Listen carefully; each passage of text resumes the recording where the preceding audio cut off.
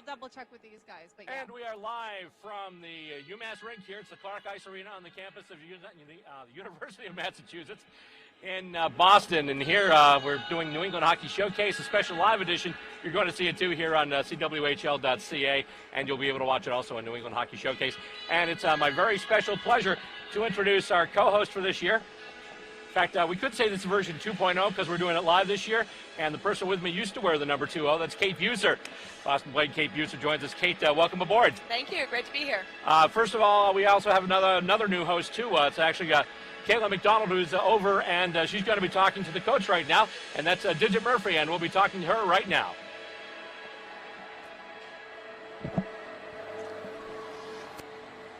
And they're still working on that interview, so while we're doing that, going to talk a little bit about the game. And first of all, last night, Blades came out to a big victory over this Toronto club.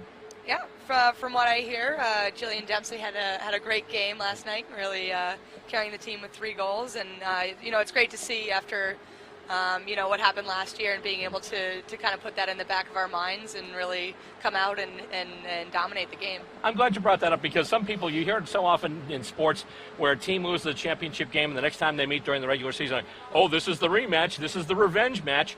Well, technically, it's not really revenge unless they hand out the same trophy at the end of the game. Exactly. And, it's, you never want to let a team get in your mind too much. And, we know Toronto's a great team, but like you said, it's a new year. So. All right, waiting for the interview with Digit Murphy, and we should be all set to go there. We're going to try it right now once again. Kaylie McDonald talking to Boston Blades coach Digit Murphy.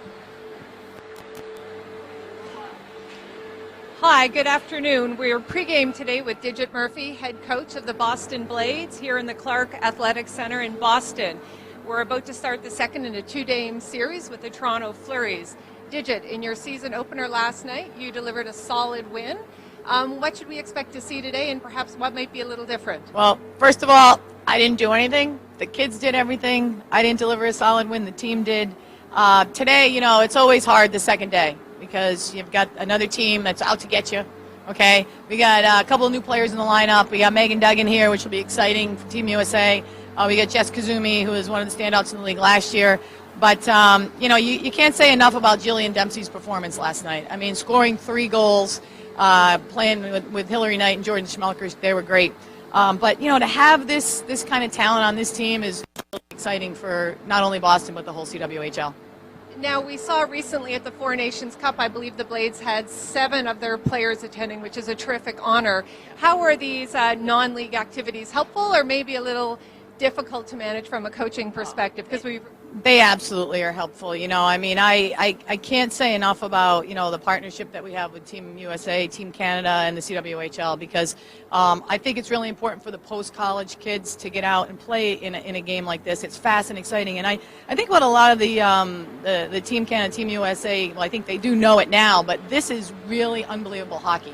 It's better than college hockey, because when you think about it, you've taken all the best players and you've taken off with the cream of the crop, and now they play in the CW. So, I would contend with Team USA that they should have had 10 players in the CWHL. How about that on the Blades? Excellent. We'll make sure they heard. Now, last night you played to a pretty full arena. Awesome. Sunday afternoon, what are we expecting today? Typically a lot of the kids, and unfortunately, get a good crowd here, but last night really was the first game of the year. We did an unbelievable job tweeting it out. We did the same thing today, so we'll see. But this is a brand new venue for us. I think people are still learning about the Blades at UMass, so I'll take it for what it's worth and play in front of whoever. One of the things that always impresses me at these games is there's a tremendous amount of young girls and young boys who are coming to see the sport and really experience an amazing skill set. And I also noticed that the players are really engaged with some of the kids. Yeah.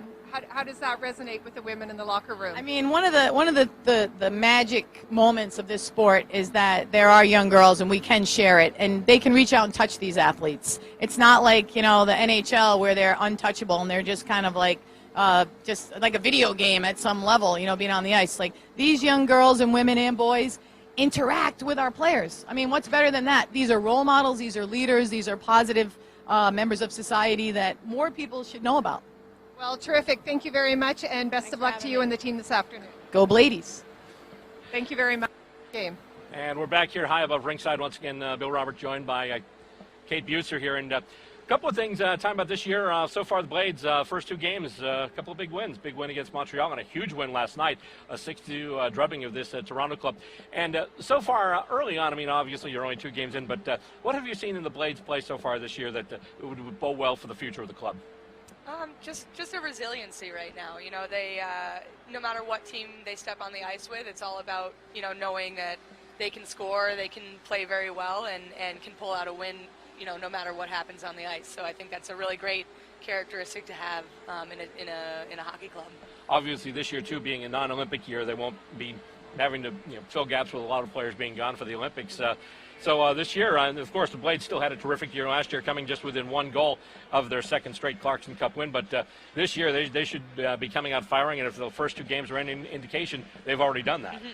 Yeah, it's great, and you know, what was really great to see is that, you know, even with the Olympic year, the competition in the CWHL and the Blades themselves were able to really stay at a high level, and I think that talks about where the women's hockey is going and what it's become in these last few years. The other thing about this club, too, obviously they were in the playoffs last year in the Clarkson Cup, but the last few games of the regular season, we actually had the last 2 here on New England Hockey Showcase. One of them, obviously, we're going to mention it here, the very last play of last season, Kaylie Fratkin scored the overtime winner, and the assist went to this lady right here. Kate Buser put it in the, just had it, nice little feather pass back from the left face-off circle. And the key with that one was, the interesting thing to watch there was the fact, you wonder why was Kaylie Fratkin so open, but both the defensemen in front of the net were concentrating on Hillary Knight, because she'd already scored like 3 goals that weekend. Yeah, it's, that was a really, really fun line to play on, and Kaylie Fratkin's just a phenomenal player, as is Hillary Knight, as we all have known watching her over the last few years, and it's just an honor to play with them, and I always knew if I could get it out of the corner and put it on the tape of one of their sticks, it was probably going to go in, so it was great to play with them. Another memorable Kaylie Fratkin moment that weekend was the game before, the Saturday night game where she got into it with, I think it was Hoffmeyer, yes indeed, and it's actually funny because in talking about the plays, I was actually off season, well not quite off season, but after the regular season, I was talking to Jess Kazumi. She was asking me for some clips to use for your psych-up tape. Mm-hmm. And one of the things she mentioned was the fight, and I wasn't sure because obviously, some people are very kind of one way or the other when it comes to the rough stuff in hockey. Mm-hmm. But I mentioned that because she's like, oh yeah, if you've got it, we definitely want that. That was great. Yeah, that doesn't happen very often, but Kaylie Fratkin's very able to stand up for herself and is a great teammate because of that, because she protects who she's on the ice with, and it was great playing with her and having that. Well, before that, the notable moment of quote-unquote tough stuff with women's hockey came with the national team. One of the ladies who was involved with that is now a Blade, Monique Lamoureux. Yes, and again, I was just saying, Monique, Kaylie Fratkin, Casey Bellamy, Megan Duggan, they're all just great protectors of their other teammates on the ice, and I think it makes them great teammates and great people to skate with, and the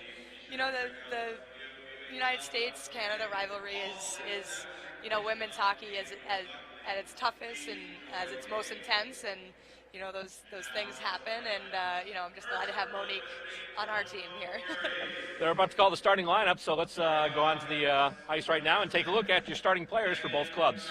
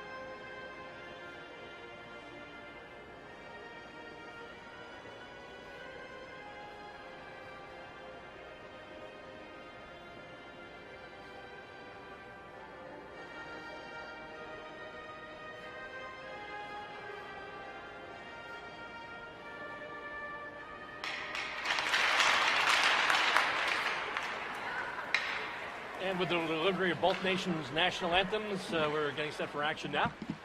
Once again, in case you're joining us late here, let's give you the starting lineups for the Toronto Furies. Starting up front, it's number 6, Megan Arts, along with number 27, Caroline Prevost, and number 91, Janelle Kohanchuk. On defense, we've got Michelle Bonello and Tessa Bonham, and Sammy Jo Small between the pipes today for the Furies. As for the hometown Boston Blades, they're coming out with the big guns shooting. Definitely, they've got the guns firing today. Jillian Dempsey up front, along with Megan Duggan and Hillary Knight. On defense, you've got Monique Lamoureux, we were just mentioning her in the pregame, and also Casey Bellamy. And in goal today, Brittany Ott, or as we called her last year after a particularly stellar performance, Brittany Knott for the Boston Blades. Of course, still obviously look at the color of the mask and the pads, and she's definitely a proud graduate of the University of Maine. And they're just gearing up. Now, last a little bit of a pregame warm-up. When you were there, what did Digit normally do before the game as players were coming out to get ready for the face-off, like one last little pep talk? What kind of stuff did she tell you? Before the game? Yeah. Well, I wasn't a big person for superstition, so I kind of did whatever I felt like doing in the moment. I tended to do a little soccer warm-up, which is too bad because I'm pretty bad at soccer. I think every time, Molly Schaus or Hillary Knight saw me coming, they didn't want me to be playing in the circle with them, but I played anyways. So, but no, I just, some good music, just having fun and just getting loose mentally. And they've dropped one by the Blades, going back now with it is Bellamy there. She passes it up over to Dempsey, goes off Nightstick, goes in and getting it now. That's Bonham for the Furies. Carries it out along the right wing side. Tried to get it to Arts, chipped back into the zone by the Blades though. And with it right now, that's Bonello, who's able to hop it off a stick and then get it back out to center ice. Tap pass there by Lamoureux over to Duggan, who knocks it back into the Toronto zone. Puck goes behind the net, and that's where Bonham will corral it. Goes out to the point there, and coming through it, here it comes now. I believe that's Prevost with it once again. That's Caroline Prevost for the Furies, but now puck is knocked back into the Toronto zone, and Megan Duggan will stay deep while the rest of the Blades change out. And Bonello has it behind her own net. She tries to pass it off. Prevost pressed against the boards there, and with it right now at the point there, that's Kaylie Fratkin. And now with it, that's Rachel Lattis. Tries to get over to Jess Kazumi. Kazumi's got it now. Left wing faceoff circle. She gets it back. Can't set up anybody in front, though, as Bonham was there. She was down on the knees, ready to block any pass attempt. Going in and chip in towards the net. That's knocked wide, bounced off of Lattis and also Bonello. Battle now forward in the right wing corner, coming out along the boards, and with it now, here's Kohanchuk. Back checked very nicely there, and once again we'll have to double check Jordan Snelker. And the Blades bring it out once again. Watchhorn with a pass now out to Snelker, and she tips it back over the line. Bonello's got it there, still out there. Kelly Cook has it now, and chips right back, and chipping it back into the zone there. One of the new Blades, Alyssa Gagliardi. Puck behind the net once again. So far, Blades pressing, haven't been able to get a shot opportunity yet, but they're keeping the possession on the Toronto side of the ice. Chipped into the Blades zone now. Giving chase, Blake Bolden, she just backhands it. Goes around over to Gagliardi, past her now. And here come the Blades. Cook gets a nice pass off, and it's just tapped ahead. Nice job there by Ashley Cottrell. Goes now in the right wing corner. Backboards behind the net. They tried to set up Casey Pickett in front. Pickett knocks it back deep. Intercepted, though. And here come the Furies. At least they started to. That was Mallory DeLuce. Puck winds up in the zone, and with it right there, that's actually it's number 12, who actually I don't have here, so I don't know if you recognize Megan Bozek, I guess that would be. Okay. New Fury. I was going to say, I recognize the name. It's just, I looked at you just to make sure it was Megan Bozek, and we didn't have dueling Bozeks in the league here. Anyway, chipped into the Boston zone now, and goes back, and it looks like we're going to have an icing call, so the action will come all the way back to the Toronto zone. So far, play has been in the Toronto zone. Blades have been kicking it back in there, but no real scoring chances so far. No, but the Blades are putting all 4 lines out there right now, so just getting everyone moving right now. And the faceoff once again. Battle for it behind the net and knocked around. And here come the Blades. I'm sorry, the Furies with it now. With it there is Natalie Spooner. Cross-ice pass. Bounces off the stick of Jessica Vella. Vella tries to center it. However, it's knocked wide into the corner by Lamoureux. Behind the net now. A couple of Furies have it. With it there now. That's DeLuce once again. She tries to maneuver with it. And with it now is Spooner. Spooner, left wing faceoff circle, stops, cuts back. And moving through now and going behind the net. Bellamy tries to get it there. Duluth tries a pass out from behind the net. And Hoffmeyer can't corral the pass. It's a race for the puck right now. Here come the Blades, 2-on-1 for the moment. And let's see, the pass goes over. Oh, it just went right through her. Tried to get it to Janine Weber, but she just couldn't corral the puck. And shot there. Actually, it's going to pop up and just be taken. Sammy Jo Small able to get that with the blocker. A little bit of a floater there off the stick of, I think that was Janine Weber once again. And with it now, that's Hillary Knight. Knight tries to put it in front, but there's nobody there, and the puck's going to come all the way outside the zone. Pass now over. Fratkin's got it now. Fratkin moving in. Tries to set up Knight in front. Nice interception there by, that was, I believe that was, who's that? That's Hoffmeyer. I thought so, yeah. One of those things where I knew the number, just my brain kind of played at just catch for a moment there. But anyway, we've got a whistle and didn't see the signal. I think it's a penalty on Duggan. Okay. All right. So Megan Duggs getting the gates for 2 minutes. Looks like that was an interference call. Yeah. Interference. So first power play going to the Toronto Furies. Blades will be short for 2 minutes. And out there on the PK right now, we've got, let's see, we've got Knight out there. We've also got Tara Watchhorn, Jillian Dempsey, and also Kaylie Fratkin. And they line up for the Blades as they take the face-off in their own zone. Just taking care of some procedural matters at the moment.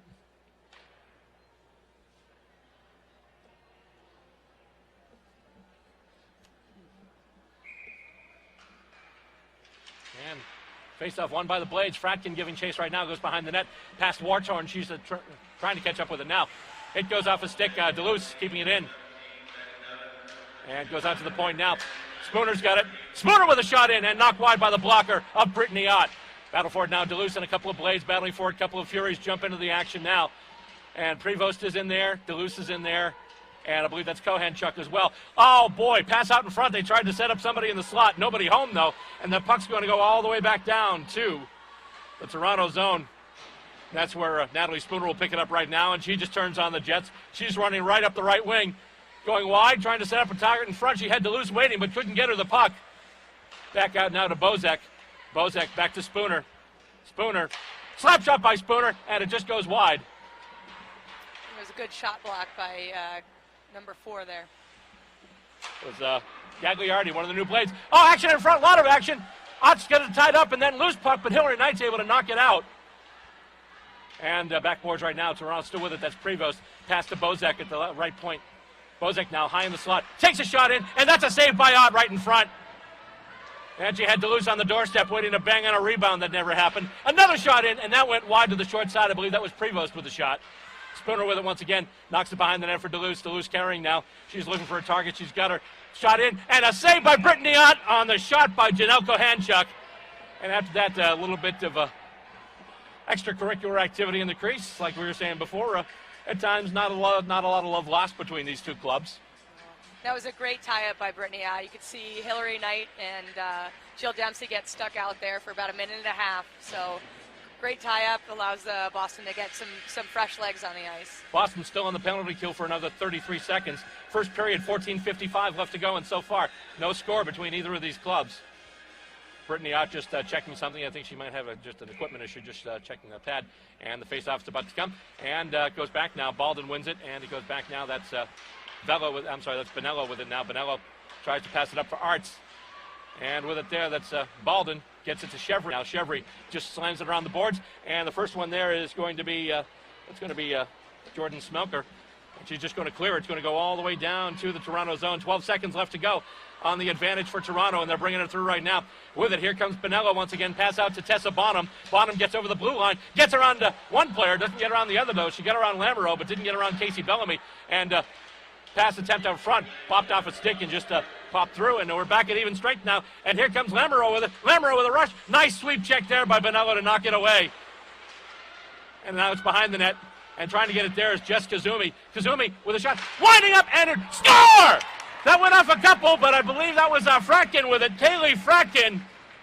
Right after the penalty kill, a huge goal there, and I'm not sure who that went off of, but that's one of those you talk about the difference between hard and heavy shots. That was a heavy shot. It just burned its way through everything. That did. That was a great shot, and you know where that began is Monique Lamoureux being a really great offensive defenseman. I played with her as a forward last year, and you know, it's great having that offensive ability in your defenseman and be able to carry the play up the ice. And, you know, the result of that was a goal.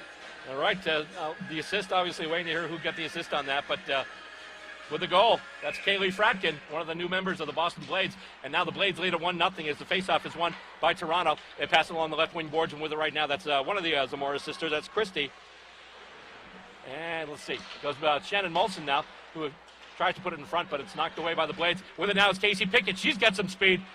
Going on the left wing boards right now. Bit of a drop pass, but she couldn't get it to Kelly Cook. It's intercepted there by Molson. Molson gets it up to Zamora. Zamora, nice little pass there. Here they come. That's Corey Manamo with it now, and she's going wide. Nice little bit of stick checking there by Fratkin. So nice D as well as the nice goal there. And here come the Blades once again. Pass goes right through the stick of Kelly Cook, though.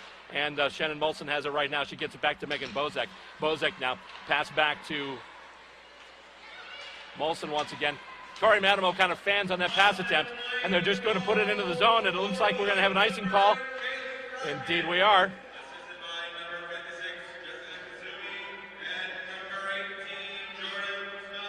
Well, there we go. Fratkin from Kazumi and Smoker. That's the actual call on the goal.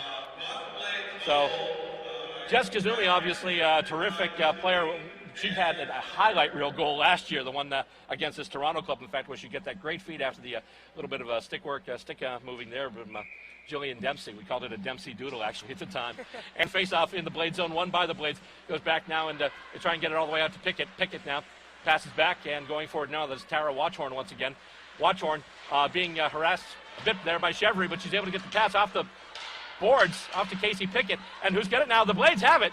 And going wide with that one there, that's Bray Ketchum.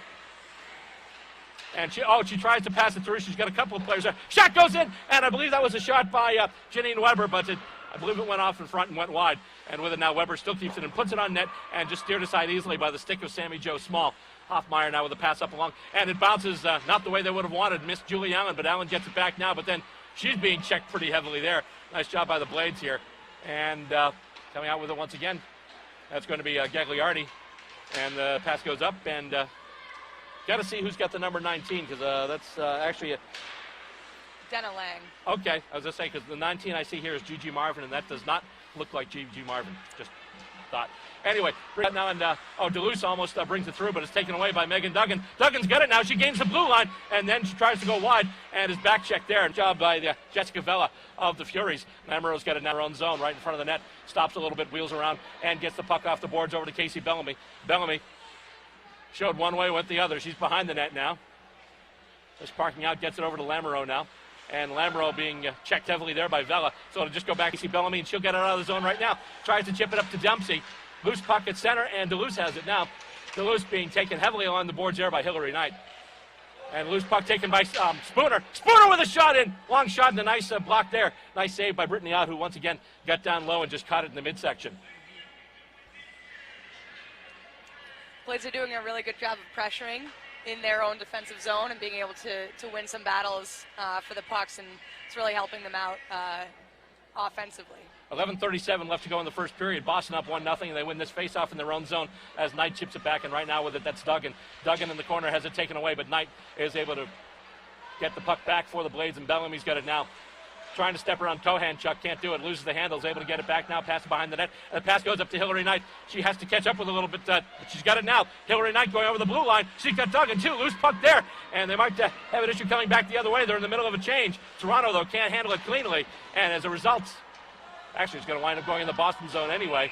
And we've got a player, it looked like Prevost there, trying to extend herself a little too much, which is normally a very obvious sign that she was offside. You look, one of the benefits of having Hillary Knight on your team, you had two Toronto players that had to take her down, so it allows openings on the ice for you. That's almost kind of a play in itself. And after the Blades chip it out, Koizumi chips it back, and right now it's back in the Blades zone. And they move it up right now with Rachel Lannis. Lannis with a pass over and chipped into the zone there. Giving chase there is Megan Bozek now. She gets it over to Shannon Molson. Molson leaves it out front. Could have been a dangerous pass, but luckily only the Furies were there. And Zamora gets it now. Zamora, a little bit of a hip check there by Koizumi, and she hits the deck. And with it right now, that's Fratkin, who has the game's lone goal, but then she's broken up. And the Furies with it now. With it there, that's Katie Wilson. Tries to get it over now to Corey Manamo. And she's just ridden into the backboards there. Nice job there by Lannis, who then actually has the puck go off her stick, but she can't catch up to it. But then a nice block right after the ensuing shot. Rachel Lannis doing a few nice things in succession there. And the shot goes in by Zamora. And once again, going down and trapping it quite easily is the Boston goaltender, Brittany Ott. Yeah, Ott's getting helped out a lot by her players right now. There's been a bunch of opportunities where the Blades have blocked shots, and, you know, that's being able to sacrifice your body for your goaltender is a very positive thing for the bench. One of the things I love to watch with Brittany Ott, too, she plays the angle so well when she gets out there. Right now the puck goes, basically it's blasted. They tried to clear it, but they couldn't. However, a nice block attempt there. That was blocked by, I believe, that was Kelly Cook. So now it's behind the net. Blades trying to work it out once again. Sharp cross ice pass to Cottrell, but she can't hang on. She's got it, though, but then she's checked by a couple of Toronto Furies. And loose puck now at center ice with it there is Bellamy. Bellamy from the defense, rushing up, tries to pass it in, but streaking Kelly Cook just couldn't get it to her cleanly. And now with it there, that's actually, once again, we'll have to catch up with some of the names here.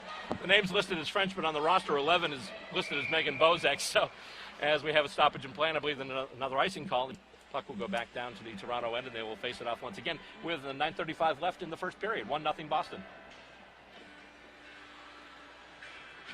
So, Kate, what are you seeing so far as tendencies from these two teams early on in this game? Well, you know, Boston is pretty notorious for their speed, and they're really showing it on all four lines right now. And it's a lot for Toronto to handle right now, but they're doing a good job of it. Face off one, back to the defense, and then chipped in. Oh! Trying to get it there was Duggan. Loose puck going to the side of the net. Duggan went out, took a few swats at it, but Sammy Jo Small had it corralled and had it tied up. And as a result, we will have a face-off to the blocker side of the Toronto netminder.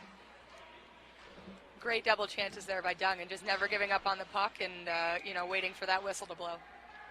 9:22 left to go in period number one. Right now, the Blades take to a 1-0 lead face-off. Once again, won by the Blades. Pass goes over, winds up on Lamoureux's stick, but then it's chipped wide before it gets to Duggan. Duggan has it now, and she tries to chip it through, and giving chase there was Kelly Cook, but here come the Furies with it. Out with it now, that's Bonello. Bonello tries to get it up to Allen. Puck bounces off a few players, stays in the Toronto zone at least for a moment there. They're doing a rugby scrum on skates just at that spot there in the ice, and now Toronto's got it at the bottom now. She tries to get it up along the boards to Corey Chevry. Chevry's got it now, but she has a couple of Blades to contend with. They break her up, and the shot in. Oh, nice block there on Gagliardi by Julie Allen. And cross-ice pass, but it's intercepted. And with it now, that's Corey Chevry, and she's just going to dump it into the Boston zone so that the Furies can get fresh legs. And right now the Blades trying to catch them on the line change, and it was Lamoureux to Knight, but they couldn't connect. Knight is almost able to whack it in the zone, I should say. With it now is Spooner. Spooner moving out to loose offside. She got in just a little ahead of that play, Kate. Just a little. That's all the Blades needed, though. It's a good job defensively of really pushing the team's offside as well. It's an important skill to have, and you have some really great defenders back there able to disrupt play just with where they're positioned. And the face-off won by Toronto. Face-off goes back to Shannon Molson after it was won by Duluth. And with it now, that's Fratkin for the Blades in her own back right face-off circle. Chip goes up, long cross-ice pass, and with it now, here come the Blades. Oh, she can't hang on to it. That was Ketchum. And Blades have it now going through center ice. Bounces off a couple of players. Weber's got it now. Gets it over to Watchorn. Watchorn passes back to Fratkin. Back to Watchorn. You got to watch out here. Toronto's starting to increase the pressure on the forecheck. Watchorn with it now in the corner. Pass up. And right now the Blades are trying to get some fresh legs. Chip back in by Megan Bozek. And here come the Blades with it once again. Nice little move there by Blake Bolden. Bolden is off to the races. She gains the blue line. And she can't hang on to the puck, though. However, she's able to knock it to the boards. And with it right there is French now. She knocks it to the other side. Casey Bellamy chipping in. And that one's going to bounce up and stay in play, actually. And, oh, here we go with it right now. I believe that's Lannis. Lannis goes in. Score!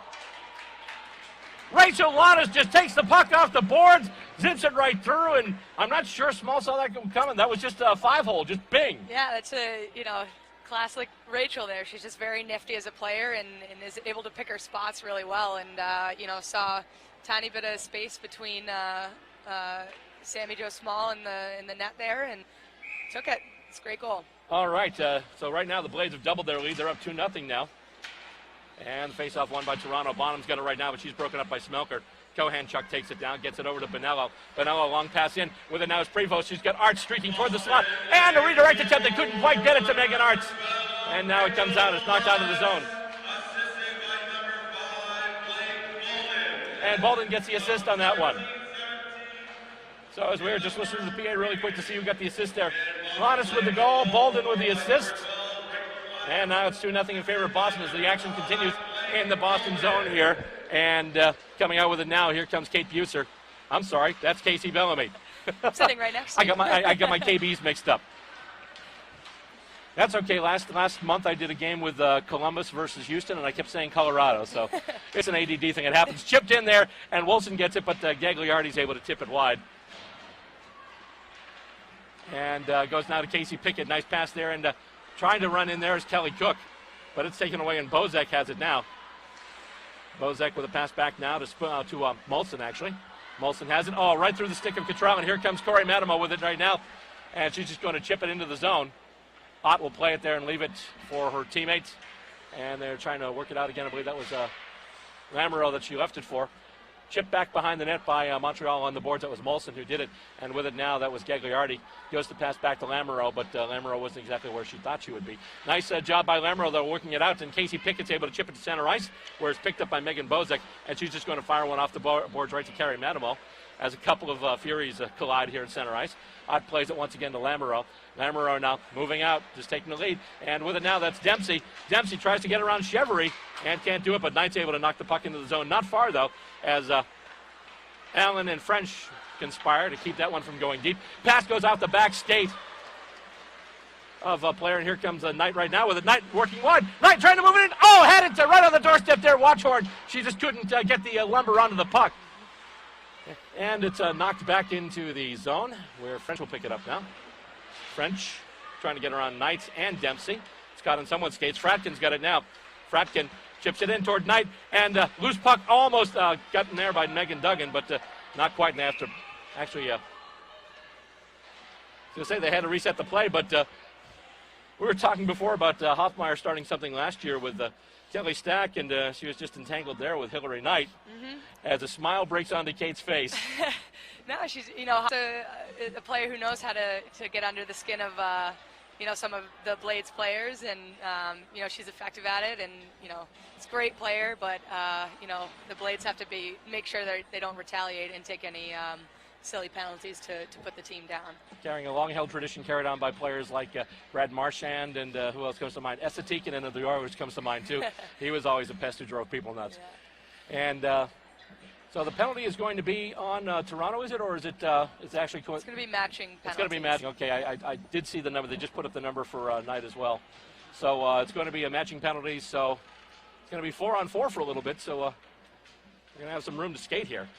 And look for the defensemen on the Blades to really take their ice and move the puck and really change the 4-on-4 and offensively. We've got some great players out there right now with some speed. Jess Koizumi, obviously, Rachel Lanis, and then Blake Bolden not only has speed, but she has got a slap shot that could break a pane of glass behind about 10 tons of cement. And the face-off won by Prevost, but then the chip goes way, way towards the blue line. Oh, they've got to clear it, though, as Lanis was offside, so they couldn't bring it in. So matching penalties there. That's going to be Hoffmeyer and Knight in. And the shot goes in, and once again, Ott will stop it.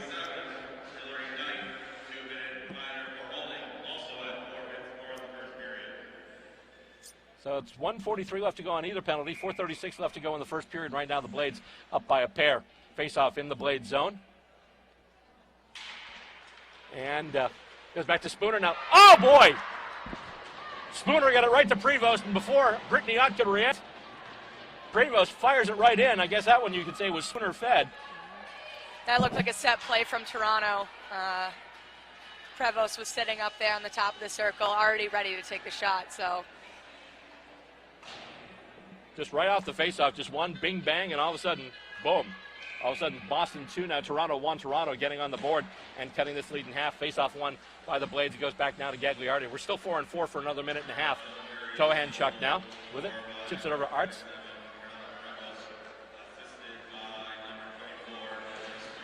So it's Prevost from Spooner. And now the puck goes behind the Boston net. With it there is Lamoureux. And Lamoureux being back-checked heavily by Arts. Arts keeps it in, passes it back to Kohanchuk. Nice heads-up play. Goes back. Arts chips it over to Duluth, but one pass too many. Here comes Casey Pickett with it now. Pickett over to Lamoureux.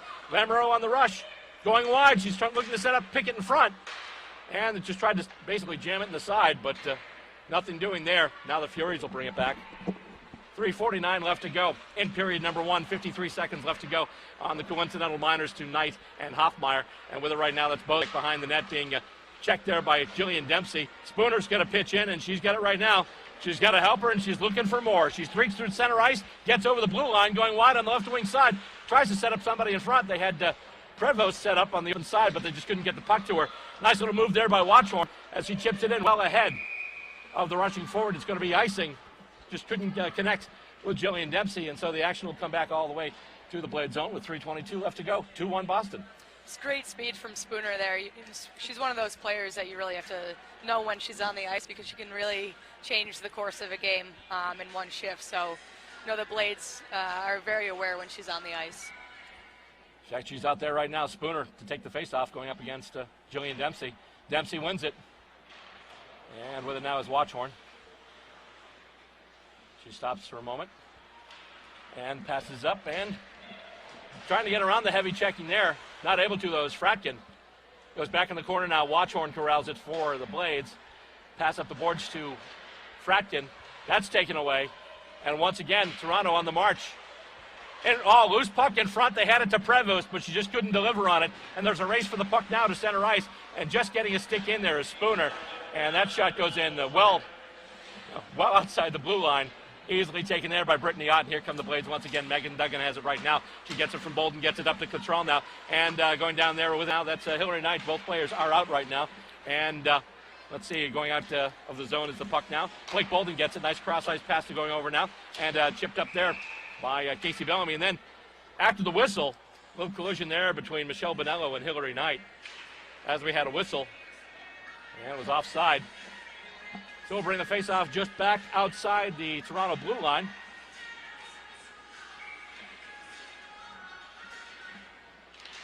And the face-off won there by Denna Lang. Shot goes in. It was probably going high and wide anyway, but Small taking no chances, knocks it off the glass with the blocker. Battle for it now in the left wing corner. Trying to come out with it there is Bozek. She just chips it behind the net and around the boards. And Corey Cheverty will get there first. She passes back now to Molson, who gets it back over, and here come the Furies with it once again. Moving out there, that's Julie Allen. They're 3 wide, 3-on-2 for the moment. And, however, they weren't able to deftly move the puck into the zone. As a result, it's going to be another offside call, I believe. Looks like they flipped it out of the rink, actually. Okay. The Blades are doing a great job of matching the physicality of Toronto right now. Toronto's a big, strong team, and the Blades are using that physicality for their advantage right now. Face-off won by the Furies, goes to Molson now. She's just going to scale it right into the Boston zone. Played behind the net there by Ott. She'll just stop it and then hand it off to Casey Bellamy. Up the boards now. Here come the Blades once again. Pass by Lannis, and the Kazumi has it now. Jess Kazumi moving through. Onside. Lannis has it now. Oh, tried to chip it up. Couldn't quite get it over to Jordan Smelker. And let's see, Smelker's got it right now. She's going to pass it back to the left point. Oh, it goes right past Lamoureux, and it's going to bounce and wind up in Toronto hands. And Zamora with a pass there, but nice job by Smelker getting back and getting in the path of that one, just knocking it wide and making it easy for Monique Lamoureux to corral it. She's broken up, though, by Wilson. And Carrie Manimo back there, too. Blades right now just scaling on the boards, trying to get something, and winds up going out of the zone. French has it now. French over to Hoffmeyer. Hoffmeyer fans on the pass, though. Blades have an opportunity with it right now, moving wide. That's Smelker once again. Shot in, and the save there by Small. And there's a big pile up in front of the net. Great move by Smelker, really taking that ice and getting a power move right to the center of the ice there to really increase her angle on Sammy Jo Small. Great shot. Nice save, too, by Small. 1:02 left to go in the first period, and right now Boston's still leading by a score of 2-1. The goals for Boston, Fratkin and Lannis. Prevost for the Blades. Watchorn with a shot in, goes off a bunch of sticks in front, and right now they're going to try and turn around into attack, but kept in. Nice job there. Duggan has it now. Duggan, oh, beautiful job there by Bonello. Duggan tried to make the centering pass across, but Bonello went down and got in the way, and Furies come out with it now. Here's Spooner with it once again. Natalie Spooner, big shot there, and just a glove save there by Brittany. Gets it in a big lobster trap, just hangs onto it, and we will have a face-off in the Boston zone. It's a great defensive play by Bonello there. She went, laid all the way down the ice there to defend that pass against Duggan, and she had just gotten hit with a shot in the leg there, so it was good to see her up and making great plays. Face-off won by the Furies. They get it back to the point now for Bozek. Pass over. Spooner lets one go, and a blocker save there by Brittany Ott. Cohan-Chuck has it now. I'm sorry. Yes, it is Cohan-Chuck, actually. And now Vela chips it back for Duluth. Spooner gets it up back along the boards to Cohan-Chuck. Cohan-Chuck right now. Right wing boards. Bounces the pace. Does a board pass to herself. And it's behind the net once again. And they're just moving it back and forth, looking for the opportunity. They put it out front, but no, the only person there is Megan Duggan. Let's have it right now. Could be a 3-on-2. Hillary Knight on it right now. Full count. Hillary Knight with a shot, and it goes wide. And the rebound, ensuing shot basically, went right in, and Small got that one easily. And that'll be the end of the period. An exciting first period of hockey, which saw the light lamp 3 times. Twice on the Toronto side, I should say. Once on the Boston side. And it's 2-1 right now in favor of the Boston Blades. Good first period of hockey, Kate. That was a great first period. And, Toronto was trying to take advantage of just 40 seconds left in the game there. Put Janelle Cohen-Chuck out there and with Spooner. That's not their normal line, but trying to take advantage. But Boston almost went right back down the ice there. Yeah, you shot right off the post. You gamble with speedy players like Knight and Kazumi at your peril.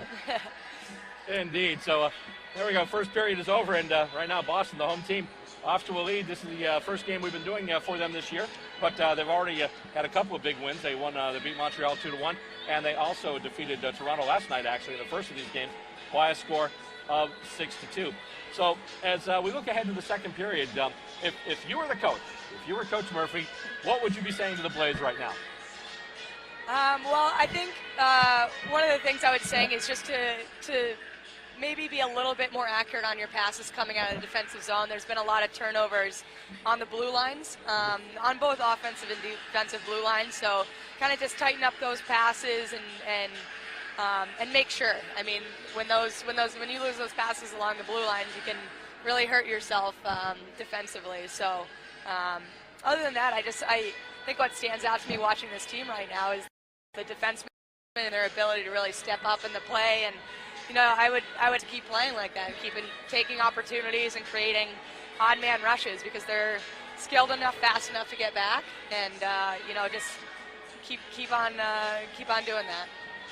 I believe they're lining up our first period guest right now, who I believe will be Julian Dempsey, and as soon as they're ready, we'll get you over to that. But before we talk to Jillian Dempsey, let's talk to Kate Buser a little bit. Let's talk about you. How did you get interested in hockey in the first place? I was born in Florida, moved around a lot. My dad was in the Navy, and we ended up in Wolfboro, New Hampshire. And my mom kind of looked around and said, "What do people do up here?" And the answer was ice hockey. So my older brother started a year before I did, and then my twin brother and I got started as well. So I was a little late to the game. I started at 9 years old, but didn't affect my course of hockey through the years. So take us through the journey: high school, college. Yeah. So in high school I played for Brewster Academy, which is in my hometown, and when I wasn't playing for the school team, I was also playing club. My first couple of years, I skated with the Seacoast Lightning down out of Exeter, New Hampshire.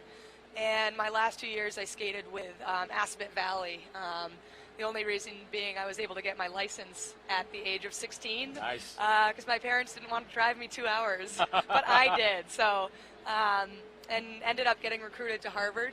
Played there for 4 years and just had a great time.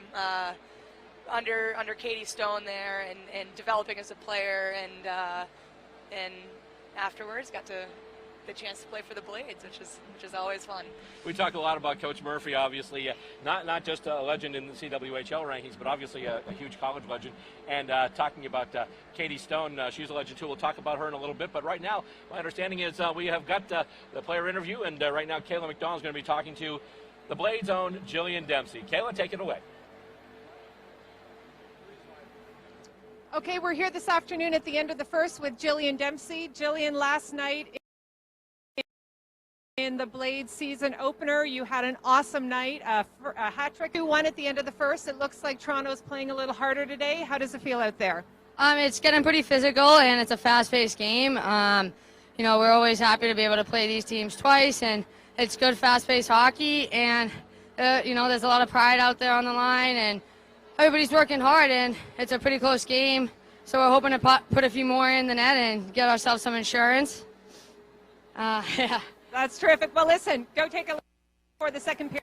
Thank you very much. Thank you so much for having me. Okay, best of luck. Thank you.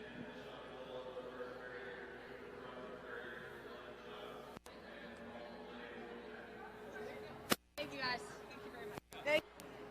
We are back right now, and once again, it's intermission time here. It's Boston 2-1 lead here, and we've been doing New England Hockey Showcase for a couple of years, but this is the first live one we're doing today, so once again, might be a few bumps and bruises and warts, but thank you for tuning in today, of course, on the CWHL website. We're part of the live stream this year at cwhl.ca. In addition, obviously, to the show that we do for cable TV and the web, it's New England Hockey Showcase, and you can see us online at www.newenglandhockeyshowcase.com, and also you can check us out on some great public access cable television stations that this program airs on as well. So you've got your iPad set up here, and looking at some of the player bios, and obviously some of the experienced players, we know all about them, but a couple, and one of the, especially here, Kaylie Fratkin, you've got her bio punched up. Seeing as she scored the opening goal, let's talk a little bit about her. Yeah, so I remember Kaylie Fratkin from BU, phenomenal player there.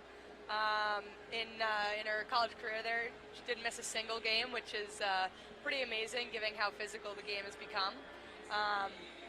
But just a pretty incredible player, played with Team Canada for a while, and was part of Hockey East All-Star teams throughout college, and just a great presence and offensive mind brought to the Blades blue line.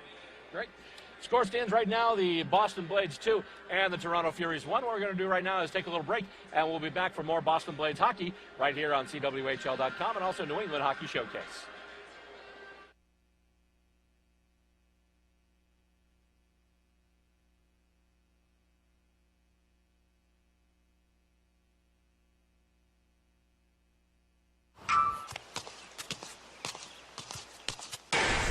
Auto insurance is intended to pay for damages caused by a collision. But when additional repairs or upgrades get tacked onto the bill, guess who pays for it in the end? If you want to know, here's where to go. IBC.ca, Insurance Bureau of Canada.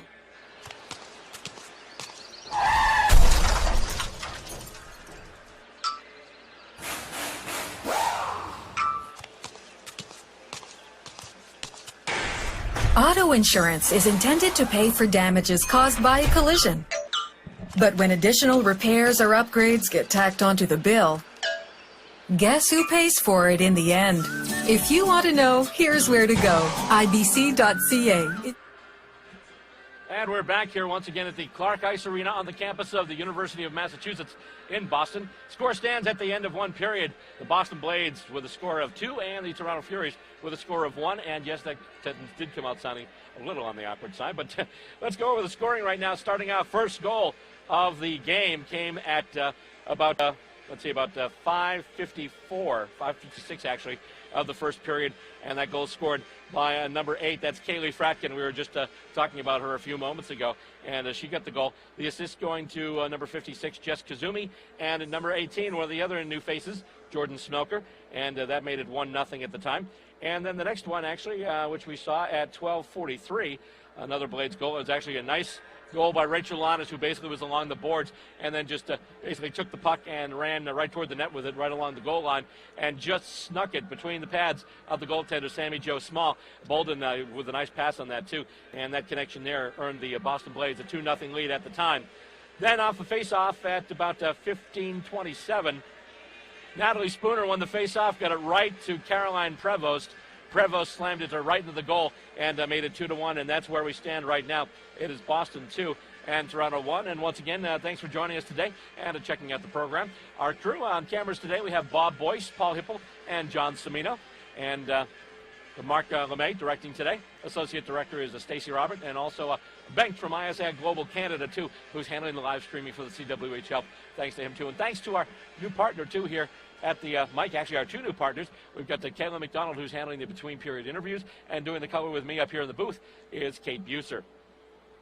Just a reminder that more Blades action coming up. In fact, this month is jam-packed. They've got a ton of stuff coming up. Next week, they've got another weekend series against the Montreal Stars. It's going to be a night game on Saturday, and then it'll be an afternoon game on Sunday, and we will actually bring you that game. We'll be here live, and we'll be doing it for New England Hockey Showcase, too, and that is coming up at 2 p.m. Next Sunday, which is 1 week from today, so it'll be Sunday the 23rd. The 22nd, I believe it's a 7 o'clock start. Both games are here at the Clark Ice Arena, and then after that, they play Brampton for a couple, and that's the following weekend from there, so that'll be the 29th and 30th. And then the first weekend in December, the 6th and the 7th, they'll be playing here as well against the Calgary Inferno. So a whole bunch of CWHL action here, and if you're watching this as part of the live stream and you're in the area, come and check out these ladies, watch them play, because really it is some terrific hockey. One of the good rivalries right now going in the CWHL is the Boston Blades and the Toronto Furies, and you're seeing evidence of that here once again today. Of course, one of the top teams in the league overall is the Montreal Stars. Normally, they've actually had a little bit of a hiccup to start this year, but normally they're looked at as one of the teams to beat. And as I said, they're coming to town next week, and we will bring you one of those games right here. Basically what we're going to do right now is take a break for a bit, and we will be right back with more New England Hockey Showcase. Mark?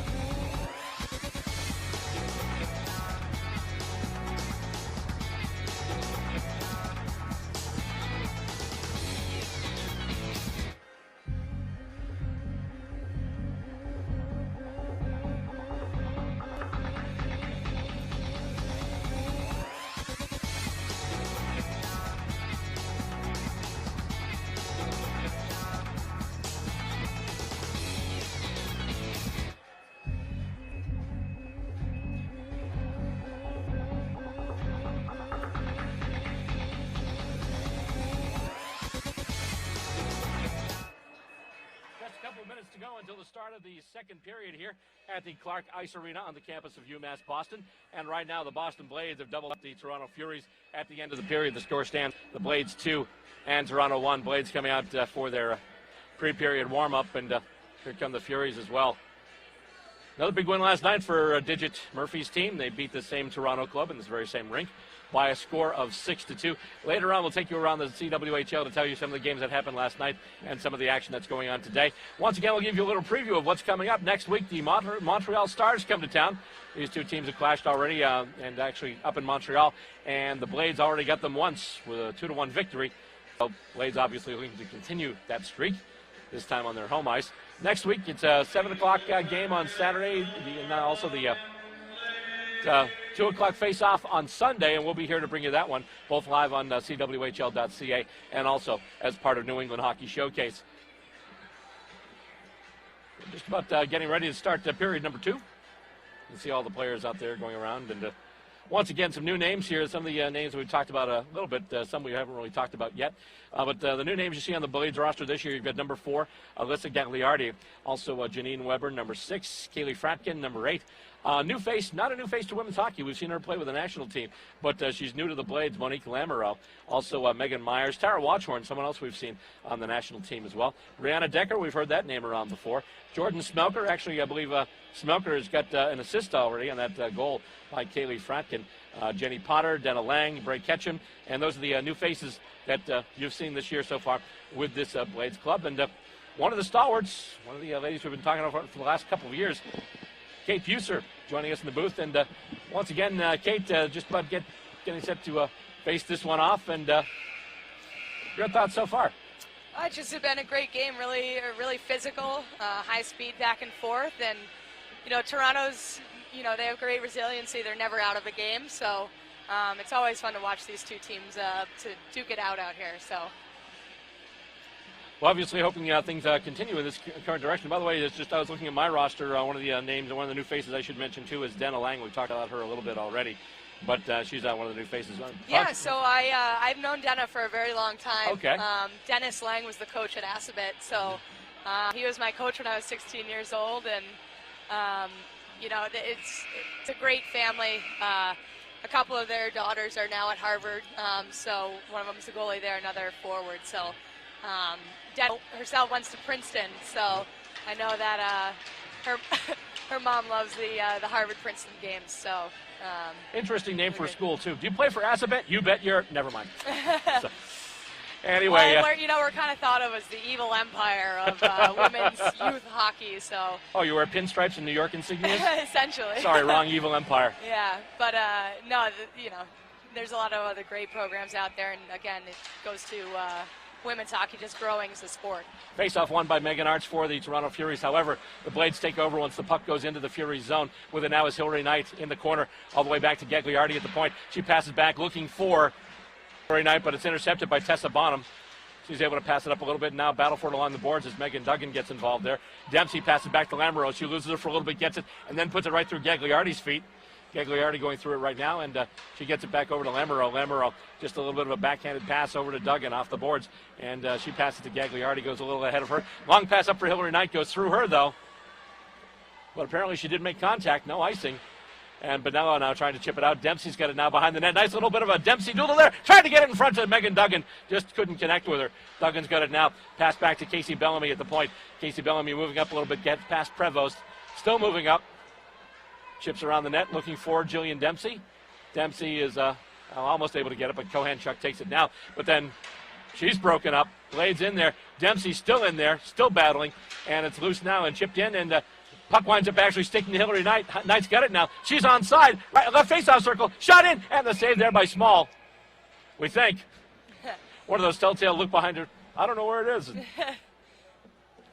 That's always one of those scary moments, especially like in an overtime where the goalie stops it, but they're not sure, so you see him look back, and all of a sudden your respiration just stops. Face off in the Fury zone after the save by Small. Linus to take it for the Blades, going up against Alyssa Balden, and Balden actually chips it ahead, tried to get it to Chevry. Linus, trying for goal number 2. Able to get over to Kazumi now. Kazumi back to Linus. Now Linus tried to pass it to Kazumi in front, couldn't do it, and Chevry, nice little bit of stick handling there, getting around the check of Bolden, and she actually misses on that one, though. Fanned on that one. Furies get it now, and Molson just chips it into the Boston zone. Played there behind the net by Ott, who leaves her for Bolden. Goes to Pat Bellamy. Trying to get it there is Kazumi. Kazumi battling Allen. And she just tries a little bit of a flip pass, enough to get it out of the zone, but then it's chipped right back in by Shannon Molson. Kazumi and Baldwin collide, and with it right now, here's Bellamy. Bellamy puts it in the next gear, and she's able to just backhand it right into the Furies zone. She gets over the red line, so no worry about icing there. Furies have it now in their own zone, moving out, and pass goes through, actually, Allen and Watchorn, and getting it there now is Kaylie Fratkin. Fratkin on the move. Bounces a pass off the boards, and that is going to be, I guess they waved it off. Looked like that was icing. At least I saw one arm go up, but then, so I was expecting that. And a battle behind the net is Ott plays it on the backboards, but Spooner gets in there as well. Loose puck, Hoffmeyer in front, and a shot in, and a beautiful glove save there by Brittany Ott. Oh, that was a beauty. That was a great save. Almost caught a little out of position there going to play the puck behind the net, but just got right back, right in time, and made a beautiful save. Yeah, if you're alone playing the puck and have no help, the last person you want to see driving right in on you is Natalie Spooner. Yeah. 17:28 left to go in period number 2 right now. Face-off in the Boston zone. Boston up by a goal, 2-1, and they win the face-off. Gotten by Controls, who gets it over to Fratkin once again, who chips it around the boards, and now it's coming all the way back around the boards, back to Fratkin. And she tries to chip it up ahead. Hoffmeyer gets it, but puts it right on the body of Tara Watchorn. Watchorn's got it now. And she passes up. Nice little pass there to Casey Pickett. Pickett's got some room to run. She's headed for the right wing corner behind the net, trying to set somebody up in front, but really nobody there. With it now is Cook. Cook chips it past Pickett. She's able to get it now. And she chips it back for Cook now. Cook behind the net with it. Being checked there by French. Oh, backhanded pass in front. Nobody was expecting it, I think, including Pickett. And here comes Toronto with it now. Spooner with a nice pass up to Vela. Vela has to stop to catch up with it and winds up getting ridden off the play there by Fratkin. And with it now is Watchorn. Watchorn with a pass, tried to get it up to Pickett. Intercepted there by Bonham and brought through now Wilson with a shot. Zamora with a shot in there. And once again, Brittany Ott getting the pads down, getting wide, and basically getting the save. Yeah, Fratkin did a really great job of protecting the puck with her body there. Just, taking a position between the puck and her player, and using her defensive partner, Tara Watchorn.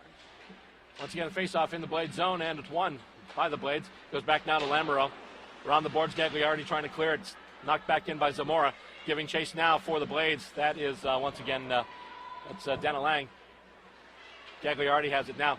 Cross-ice pass, and they get it right up. And here comes, right now, that's Janine Weber. Weber in the face-off circle, and the save there by Small. Trying to get it there as Lang just takes a swat at the rebound. Can't get it through. Pass now back to the point. Over from Lamoureux over to Gagliardi. And they tried to get it in once again, but they couldn't. Shot in now, Gagliardi. I believe that might have been blocked in front. I didn't see a bunch of players in there. It was either a block or a save by looked like a Small. Block by Bonello there. Okay, so it was Michelle Bonello with the block there. And Blades trying to come out and actually go back in, I should say. Furies trying to come out, and puck goes off a stick. And right now, that's Ketchum. Ketchum tries a centering pass to Lang. Doesn't quite connect. Dempsey in there as well. But the Furies get it out. Now Corey Manuel just scales it into the Boston zone as the Furies change out and get some new fresh legs out there on the ice. Brought back now with it once again is Bellamy. Bellamy loses the puck though to Prevost. Prevost has a goal already. Bellamy's able to get the puck back though. Gets it over to Bolden now. She passes it off the boards now to Hillary Knight. Gets it to Dempsey now. Dempsey has Duggan, but Duggan can't catch up with it. Tried to control it a little bit. However, clearing attempt intercepted by Dempsey, I should say. And now with it, here come the Furies once again. With it there, that's Prevost again. She goes wide. There's a drop pass, nobody home, and here come the Blades with a possible opportunity here. Knight's got it, she's got Dempsey. Hillary Knight with a shot in, and the blocker saved there by Small. Just ricochets right out, bangs off the glass, and comes back into play. Well, I shouldn't say come back into play because it really never went out of play, but I think you kind of know what I mean. But it doesn't matter because it's icing, and we'll have a face-off anyway. And with 14:44 left to go in period number 2, it's still 2-1 in favor of the Boston Blades. Opportunity here for the Blades. On the icing you can't change, so we got some tired Toronto players.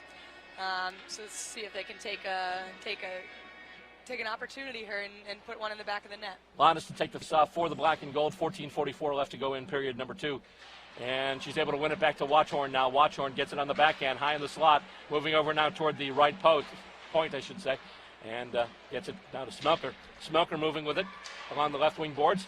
Pass back to Rachel Lannis once again. Lannis just holding. Gets it over to Kazumi. They try and move it a little closer in, but now with it there That's Smelker. Gets it over now to Kazumi. Kazumi stops, takes a shot, and that bounces and goes wide. Rebound attempt, not much mustard on that one by Lannis. And the Furies look to clear once again. Lannis, nice job there, getting the stick in the way. Pass attempt just went off the shaft of the stick. And once again, the Blades bring it back into attack. Smelker cut it now. Drop pass for Kazumi. Kazumi with a shot. And I believe that was stopped once again by Small. That was all a bad change by Toronto. Again, those tired players, and Boston was looking to take advantage of that. Speaking of bad opportunities in your own zone there, Cottrell almost had it. It was a huge giveaway, and she almost had it right up the slot. Luckily, Toronto, for Toronto, I should say, they came back and broke her up in time, but not a good play there by Toronto in their own zone with it right now. Once again, that's Cottrell. Gets it over to Fratkin. And the play moves over now to Casey Pickett. Pickett trying to get some open space, and she's just going to pass it over on the wing. And they tried to go across the crease. They had Cottrell waiting in the open side, just couldn't get it to her. Cook has it now. Back behind the boards, almost by, actually I should say back behind the net. And let's see, we've got a puck here. Did it ever come down? I think it's in the I think it's it in the might be rafters. staying up there. It's a break for Toronto there. The puck going out of play there because they had some very tired defensemen out there and desperately needed a change. Souvenir time. Quick, get me some bubble yum and a yo-yo. See if I can fish that thing off the rafters. 13-17 left to go in period number 2, and so far 2-1 in favor of the Blades. Face-off won by Toronto. That's Duluth with it, but it's taken away by the Blades, and Gagliardi now pass in for Hillary Knight. Knight has it now. She passes behind the net over to Megan Duggan. Loose puck in front. Dempsey couldn't get to it in time. And Duggan goes down now in a heap into the boards. And they try and pass it out, and they don't get it to Spooner, but they do get it to Duluth. And here comes Toronto. Possible 2-on-1. Vela, they can't get it, though. And, it's probably going to be a penalty on Hillary Knight as she basically went to stop the break, but wound up riding the attacking player right into the net and her own goaltender. And I believe that was Jessica Vela, who went for a bit of a ride there. I was going to say a great back check by Hillary Knight. It still was being able to stay with a speedy player like that, and it's one of the great things about Hillary as a player. She plays up and down both ends of the ice and with that same tenacity. So she got a penalty this time, but that's the effort that you want to see from your forwards coming back through the neutral zone. In this particular occasion, she did play up, but now the Blades are down one player. They're down one skater, and they're on the penalty kill now. Toronto on the power play, and they win the face-off. Goes out to Spooner at the point. Now with it is Prevost. Deep for Duluth. Back over to Prevost. To the point now to Spooner. Spooner with a shot in. Deflected. Might have hit a couple of sticks. Wound up going wide. And a loose puck comes outside the zone. And Toronto's going to have to reset. Bozak tries to pass to Spooner off boards. A couple of people collide, can't get it. And now it's chipped into the Toronto zone by Jillian Dempsey. And now Dempsey forechecking deep. Nice job killing some time on this penalty. Nice job there by Jillian Dempsey of the Blades. Here come the Furies now through center ice with it is Spooner. Spooner runs into a brick wall with the name Bellamy. Puck does wind up in the Boston zone. Bolden just trying to scale it out, and there's nobody at the left point. So that one will go all the way down. Nice little FedEx clear there by Blake Bolden. And here comes Toronto once again with it. Here's Natalie Spooner once again over the blue line, over the red line, I should say, now over the blue line. She stops, holds up at the point, passes now to Bonello. A little bit of a touch pass there, tried to get it over to Alyssa Bolden. Megan Arts has it now. Chevry sneaking up in the slot, trying to get the opportunity, but nobody could get it to her. Still on the power play for another 45 seconds is Toronto. Goes now to Spooner. Spooner right point. And a little bit of a sweep check attempt there by Kazumi. Shot goes in. Loose puck and tied up at the side. And once again, bring out sharp there. And the shot goes in, and she's able to tie it up before anyone else can get to it. Great job by Jess Kazumi there, getting down low and really taking away time and space from that defenseman. And that's what you're trying to do on these power plays, is block as many, or penalty kills, is block as many shots as you can and really kind of disrupt that power play. Well, if you're about to give up a shorthanded goal, it wouldn't be bad to block a shot on the power play as well. But exactly. And right now the puck after the faceoff winds up going along the right wing boards, and with it now that's Bonham. Bonham with a shot in. Oh boy, that just trickled wide of the net. Ott was down and already had her position set. Luckily the puck did trickle wide of that far post, and with it now behind the net, that's Corey Chevry. Back to the point now. That's Bonham. And then she loses it, actually, so once again, Toronto will have to reset. Just 15 seconds left to go on the advantage as Toronto knocks it back into the zone, giving chase right now. That's Tara Watchhorn for the Blades. And it's chipped out once again. Nice job there by Kaylie Fratkin. Fires it all the way down the ice. 3, 2, 1. And Hillary Knight will come out of the box. And the Blades will get the skater back as a bunch of the skaters meet up at center ice. Gagliardi tries to put it ahead, but it goes off Bonello. Battle of the fours there. And goes into the Boston zone there. Cottrell has it, but once again, Bonello back checking there. Passes along the opposite boards, and Casey Pickett stopped up there by Zamora. Has to pass back to Gagliardi. Over to Lamoureux, back to Gagliardi now. Gagliardi pass up looking for Pickett. Oh, goes right through her, and that's going to be icing, I believe. Indeed it is. Had the right idea, just puck just sailed a little high. If you have a chance, and we learned this last year, if you have a chance to send Casey Pickett in with minimal defense, go for it.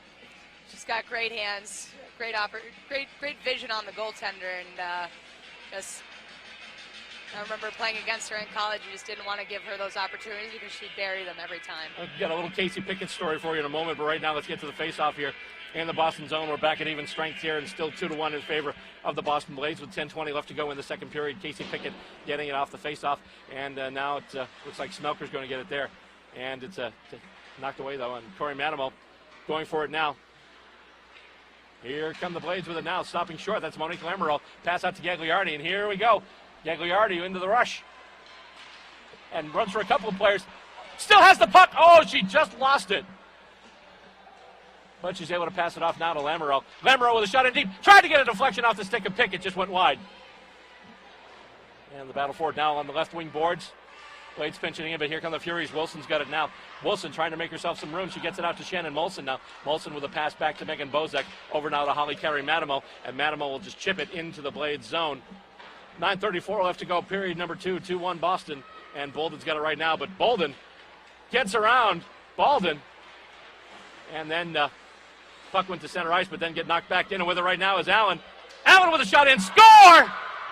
Julie Allen sneaks into the Boston zone, goes up high, top corner, puts it past Brittany Ott, and puts the Toronto Furies in a tie with the Boston Blades. Yeah, that was just a great shot. Just right over the shoulder of Brittany Ott there. I think she may have used one of the defensemen as a screen there as well. And, just, again, we had a little loss of the puck at the blue line, and Toronto really, put it right back down our throats on that one. Got to be careful with that one. Face-off once again at center ice, and won by Weber. With it now is Bellamy. Pass up to Ketchum. And Ketchum will just toss it into the Toronto zone. An unassisted goal there for Julie Allen, and right now, in the words of former Bruins commentator Bob Wilson, it's all brand new and shiny. It's tied at 2. Blake Bolden with it now, passes over to Casey Bellamy. And she tries to pass it off the boards to Bray Ketchum. Zooming in there is Weber, and then she and one of the Toronto players go down in a heap in the corner there. And taking out now, that's French. Loses the puck, though. Ketchum has it now. Ketchum with a shot in and blocked in front. I don't believe it ever got to Small. Puck now on the left wing boards. Blades working with it. Weber now gets it over once again. That's Lang. Lang now with 2 Furies on her. Gets it to Ketchum. Pitching in there, I should say. That's once again Fratkin. Oh, tried to get it to Ketchum. Couldn't do it. And here come the Furies in full gallop. French has it now. Nice job on the back check by Fratkin to just break up and stop her from getting a good opportunity, bringing the puck into the Boston zone. Toronto, however, does get the opportunity to get a full change, and they're coming out with fresh legs. And right now, Dempsey has it, and clearing attempt goes off of her, actually. Vela coming out with it, and shipped back into the Boston zone, and that'll be icing, actually. So as a result, we will go back to the Toronto zone for the face-off there, with 8 minutes left in the second period of a tied game between Boston and Toronto. It's really impressive there by down low, looking for a centering pass, and able to get that back check back in position. It's just really great effort from the defenseman. Face-off once again. Dempsey kind of sort of wins it, but then the Furies swarm all over. And now with it is Spooner going wide. Spooner over the blue line. Still going wide. Goes in, and that attempt, the backhand attempt going well wide of the net. Fratkin tries to roll it around the boards for Hillary Knight.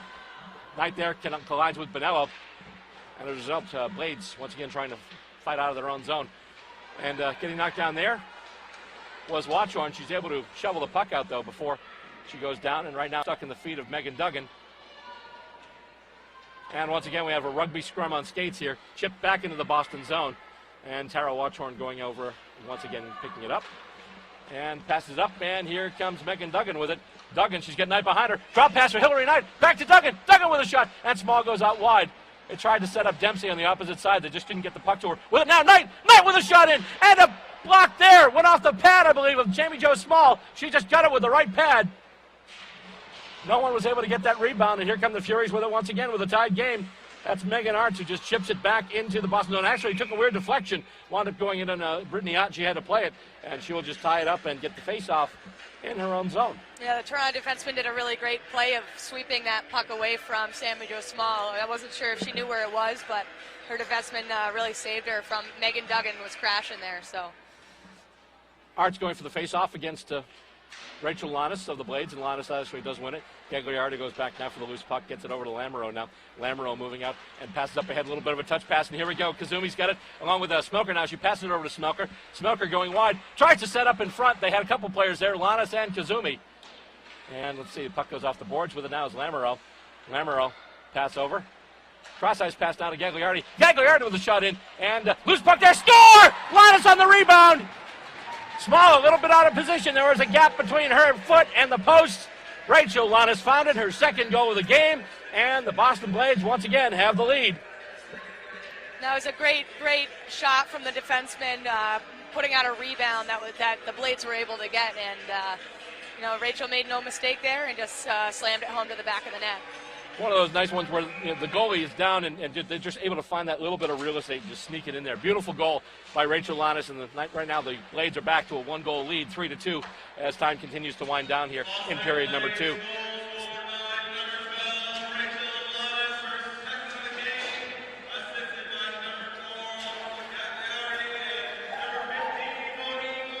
Okay, so Gagliardi and Lamoureux both get the assist on that one. As the puck is in the Toronto zone. Now Toronto coming out with it. And once again, that is Allen right now. Julie Allen had the last goal for the Furies. Lamoureux's got it now, passing along the boards. Gets it to Kazumi. Over to Lamoureux now. Lamoureux with some real estate. Coming in. Oh, moves in front. And a shot in. And a goal! What a move! Actually, I'm sorry, that looked like a goal, but no, it wasn't. It just went wide.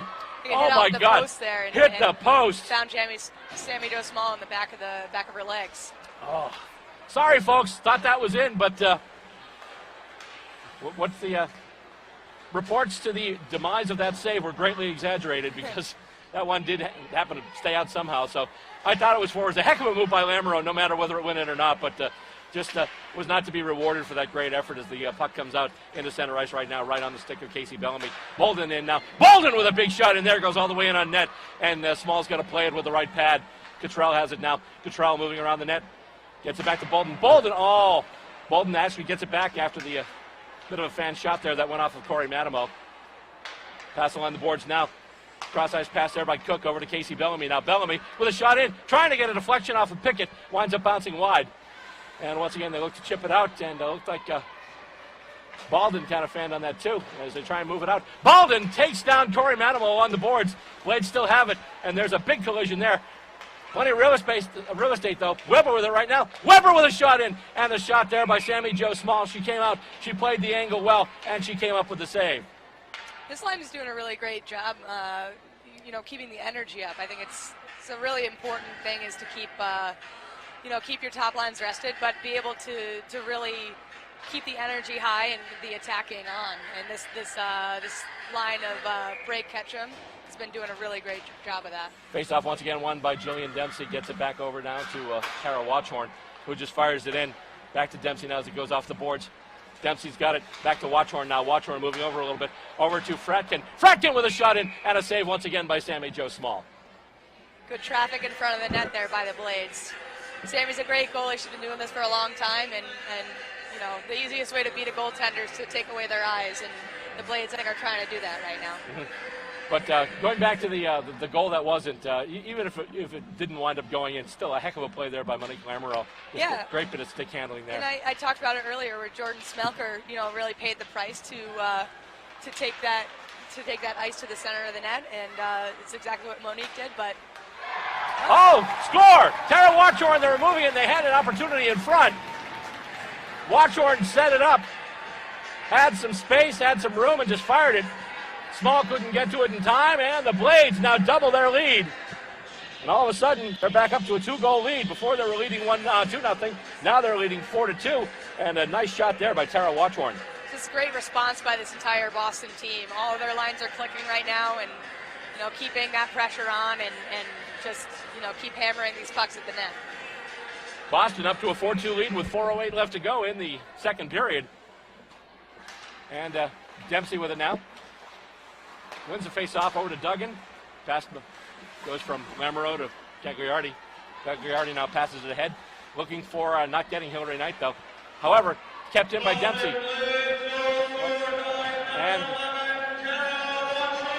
And let's see, behind the net. Hillary Knight gets a helper. Okay, so it's Knight with the lone assist there as the play continues. Right up to the net. Bunch of players in front, but Boston couldn't convert. And here comes Toronto now. Going on with it there. That's Kohanchuk. Kohanchuk moving in. Nice stick check there. Nice job by Gagliardi just standing her up. And then knocked down was her defense partner, Lamoureux. And, taken down there. A couple of players go down. And we're going to watch this. It's getting a little chippy out there. Just a bit. And this is, we were talking before about the game of the fight last year. And for a while, there were a couple of liberties that were taken that weren't really called. And that's how it started and wound up in that little conflagration there. Right now, Hillary Knight has it after a nice cross-ice pass. She's over the blue line. Basically just delaying, getting some help there. She passes now. Casey Bellamy's open. She's got some real estate, but Small's got the glove, and she's able to stop it. Nice little delayed play there by Hillary Knight, pulling everyone over to her. Meanwhile, all the room in the building almost for Casey Bellamy, who got that pass and just let one go. Yeah. It was a really fine opportunity by Hillary Knight to delay and really let the other players come up into the zone. That's the thing. She's such a threat. You've always got to keep an eye on her. But if you watch her, the other one might just sneak by you. Exactly. Coming out of the zone now with it is Chevrolet as she gets the outlet pass from the Toronto zone. Now in the Boston zone, actually. Bozak keeps it in, puts it just about right on net, and Ott won't take any chances. She will just take it and tie it up. And we'll have a face-off to the catching glove side of the Boston goaltender, Brittany Ott. Lannis once again in for the face-off along with Alyssa Baldwin, and looks like Lannis hanging on to it for a second there, almost pinning the ice under pinning the puck, I should say, to the ice under her stick. And the pass comes out, and once again, here come the Blades with speed. Try to get it to Jessica Zumi. It just bounced off her stick and then went all the way in on Small, and she's just going to, once again, as Ott just did, don't take any chances, just get down there, trap it, and get the face-off. Meanwhile, give your players a chance to maybe change out here. It's great to see speed the Blades have coming out of their own zone. The line of Kazumi, Lanez, and Smelker, they've been putting forth a lot of effort today, and I think it's been showing in the speed and the opportunities that they've been creating. Paid off in the opening goal too. Face-off won by Toronto, but then Boston getting to it in the end boards there, and Kelly Cook trying to move it out. Puck goes out now to Ashley Cottrell. Cottrell passes it back to Cook. Looking for Pickett. Pickett's going to give chase a little bit. Casey Pickett with it now. Tries to just kick it out to Blake Bolden. And with it now is Shannon Molson. Molson going behind her own net. Pass over to Julie Allen. She just puts it out the clip, but it winds up on the stick of Casey Bellamy, who then gets it to Cook. Back to Bellamy now. And Bellamy's just going to hold it for a little bit. And then just do a nice little shovel pass, backhanded right to Cook. Over to Pickett now. Pickett lets one go, and it's knocked aside there by Sammy Jo Small. And getting knocked down there for her effort there, I think, was Cook. With it now, Pickett once again. Pickett with a shot in, and just snapped out of the air and grabbed with that catching glove of the Toronto netminder, Sammy Jo Small. 1:33 left to go in the second period. If you're Toronto, you go in here down a goal, you tie it up, you're looking pretty good, but you blink twice, and all of a sudden, you're down by 2 again. As they get set for the face-off in the Toronto zone. And Dempsey wins it back to Watchorn, who has the last goal. Watchorn with a shot. That actually went off the skate of Megan Duggan. And lead pass now with us, Julie Allen. Allen, one defender to beat. Passes through, waiting for Bonham, but she couldn't get there in time. Spooner chips it toward the net, goes wide. With it now is Vela. Vela just a backhanded pass for Spooner. Spooner behind the net looking for a target. Is cruising along the left wing boards to the opposite point now to Bonham. And then it goes off the feet of Hillary Knight. And they could have had Knight on a breakaway. Unfortunately, there was some defense there. And let's see, we've got going to be an offsides call here. For a second there, the pulse started to quicken because you saw Blade had the puck and Hillary Knight was streaking. But nice job on the for the Toronto forecheck in preventing that play from happening. Because you let Hillary Knight go like that, forget it. It's over. Yeah, Toronto's doing a good job of trying to neutralize this line right now. They're getting opportunities, but Toronto's staying right with them right now. Yeah, you leave Hillary Knight too many open opportunities. You're going to need to put Coppertone on the back of your neck with all the red lights that are going to be going off behind you. Knight has it now, and loose puck in front. Duggan, before she can get the stick to it. It's snapped up there once again by Sammy Jo Small. 48.3 seconds left to go. And a very exciting second period. So far, we have seen 3 goals scored, as we have in the first. First period, it was 2-1 in favor of Boston, and now it's 4-2 in favor of Boston. And they get set up for another face-off now in the Toronto zone. Megan Arts to take it for the Furies and Rachel Lannis for the Blades. It's won by Arts. She then tries to backhand it ahead, but it's taken by Lannis, who gets it to Gagliardi, who chips it deep into the zone. Going back there right now is Smelker. Smelker on the boards. Leaves it back there for Kazumi. Kazumi now. A pass over to Lannis. Lannis just holding. Moves over now. And cross-ice pass just outside the zone, though. And Lamoureux's got to run around and reset. And the Blades bring it back in the zone now. And a chipped ahead there by Kazumi going against Bonham. And Kazumi wins that battle. Just Kazumi on the boards. Taken there once again by Smelker. Smelker, backhanded pass, tries to get it to Kazumi. Battle for it along the boards. She scraps for it there with Bonham. And let's see, puck goes on towards the net. And coming out with it right now, here's Toronto. Toronto on the move. That's Megan Bozek. And that's going to do it. That's the end of the period. So you could say Toronto had a bit of the momentum heading into the first intermission. Not really the case now, as they tie the game, but then Boston comes back with 2 quick ones. And right now, if you're the Toronto Furies, you're looking at a 2-goal deficit, wondering what just happened. Yeah, I think they just, Toronto, they played really well coming out of the locker room at the beginning of the second period, and, they just need to find that momentum again and tighten up a little bit defensively. Boston's is spending a lot of time in their zone. So. Well, you talk about tightening up defensively. That is one of the keys to, I think, whether those goals were scored. The first one by Lannis, it was just a rebound that she got to. Small wasn't back far enough, and there was some space between her foot and that post, and she was able to sneak it in there. And then Watchorn, once again, we were talking about Hillary Knight just leading everyone on kind of a wild goose chase, and then basically just coming in and firing that one, and that was beautiful. Yeah, like I said in the last period, the defensemen for the Blades are doing a phenomenal job of creating offense. They're not just there to block shots in the defensive zone, and it's really showing. It's really having an effect on this game, and allowing the Blades to not only break out of their own defensive zone, but have odd man rushes and creating opportunities through that. So right now, the big player for the Blades is Rachel Lannis. She has 2 goals, and right now that's basically the difference of the game. And they go to the locker rooms with the score standing, Boston 4 and Toronto 2. Coming up next, we will bring you third period action. There's a lot more to go here. Coming up, too, we'll have an interview with a player, actually one of the players probably from the Toronto club there. I think they're working on that right now as they look towards the boards here. But looking at the stats so far, I mean, obviously looking at probably one of the most, one of the things that stands out here, just as I'm looking at the score sheet, that goal by Allen, really, she basically just took that one and capitalized on a defensive miscue. And then the shot, I mean, that was a laser, just got right past Brittany Otten. A terrific goal for Toronto, which at that point tied the game. But then from there, it was all Blades, Kate. But the gorgeous shot there by Julie Allen, Kate. It's beautiful. Let's see, they're just about ready to set things up here. Just a reminder, you're watching New England Hockey Showcase, and we are live today on CWHL.ca. And watching the Boston Blades. And by the way, they will be back here next week, so you can join us for action. Next Sunday afternoon, we'll be here as well as the Boston Blades take on one of the perennial forces in the CWHL. Of course, we're talking about the Montreal Stars, and obviously some huge players there. Some of the players, as soon as I hear that they've touched the puck, I just start to hold my breath. One of the most amazing, the first year we did the Blades games, was Megan Augusta Marciano, who had this shot from, and she was just at a really tough angle and just ripped this laser from nowhere. And I think probably like 2 or 3 atoms between where the puck was and where the pads and the posts were, and she just was able to sneak that in there. But some very talented players, including, we were talking about the U.S. Olympic team, one of the players on the team that you hear a lot about. In fact, she got a lot of commercial work this year, too, is Julie Chu. Yeah, it's, it was always weird seeing Julie playing for a Canadian team up there, but, she's one of the, the game's greatest players. You know, it's just a privilege to be able to play with her on the U.S. team this last year and learn from her. And just, you know, she has such a presence on the ice that really brings up the skill level of the other players. All right, and we're set for our second intermission interview, so let's go back down to Kayla McDonald, who has our guest from the Toronto Furies.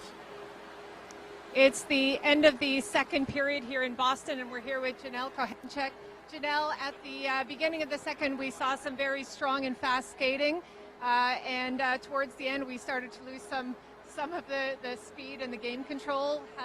How did it go, and what might we see differently in the third period? I think the biggest thing for us, we need the strong start gets us going. We have that motivation at the beginning of the period, and I think we need to keep that throughout the whole 20 minutes. We let down a bit in the last 10 minutes. We played too easy, and I think our biggest thing is just putting pressure on Boston because they're all unbelievable players and there's so much talent. So we need to put the pressure on and get shots, and hopefully we get a few goals. Now, I hear from others that you went to school in Boston. I did. I went to Boston University. So how does it feel back to be on Boston ice? Yeah, it's really nice. I mean, I miss the city. It's an unbelievable city, my favorite city, but you can't tell anyone that in Canada. So we'll bleep that part out of the interview. Beep. Yeah, I think you should. Excellent. Well, thank you for joining us this afternoon, and we'll let you get back into the dressing room. Thank you. Perfect. Thank you so much. Back to our spot high above ringside here, and the score stands the Boston Blades 4 and the Toronto Furies 2. And coming up next, we've got third period action. We've got a lot more in store here. It's the Canadian Women's Hockey League, some terrific women's hockey, and we bring it to you right here live on CWHL CA, and also as part of our cable program, New England Hockey Showcase. Third period action on the way, so if you're even thinking about doing something else, don't. Some more great hockey still to come.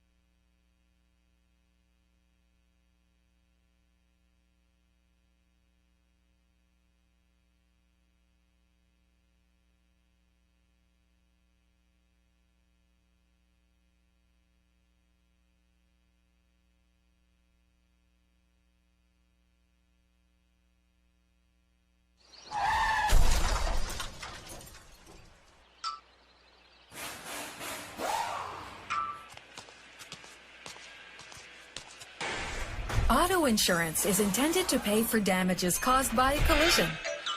But when additional repairs or upgrades get tacked onto the bill, guess who pays for it in the end? If you want to know, here's where to go. ibc.ca. Insurance. Back high above ringside here at the UMass Arena here, the Clark Ice Arena on the campus of UMass Boston, where right now the Boston Blades lead the Toronto Furies by a score of 4-2. Second period scoring starting with an unassisted goal by Julie Allen of Toronto to tie it up at 2.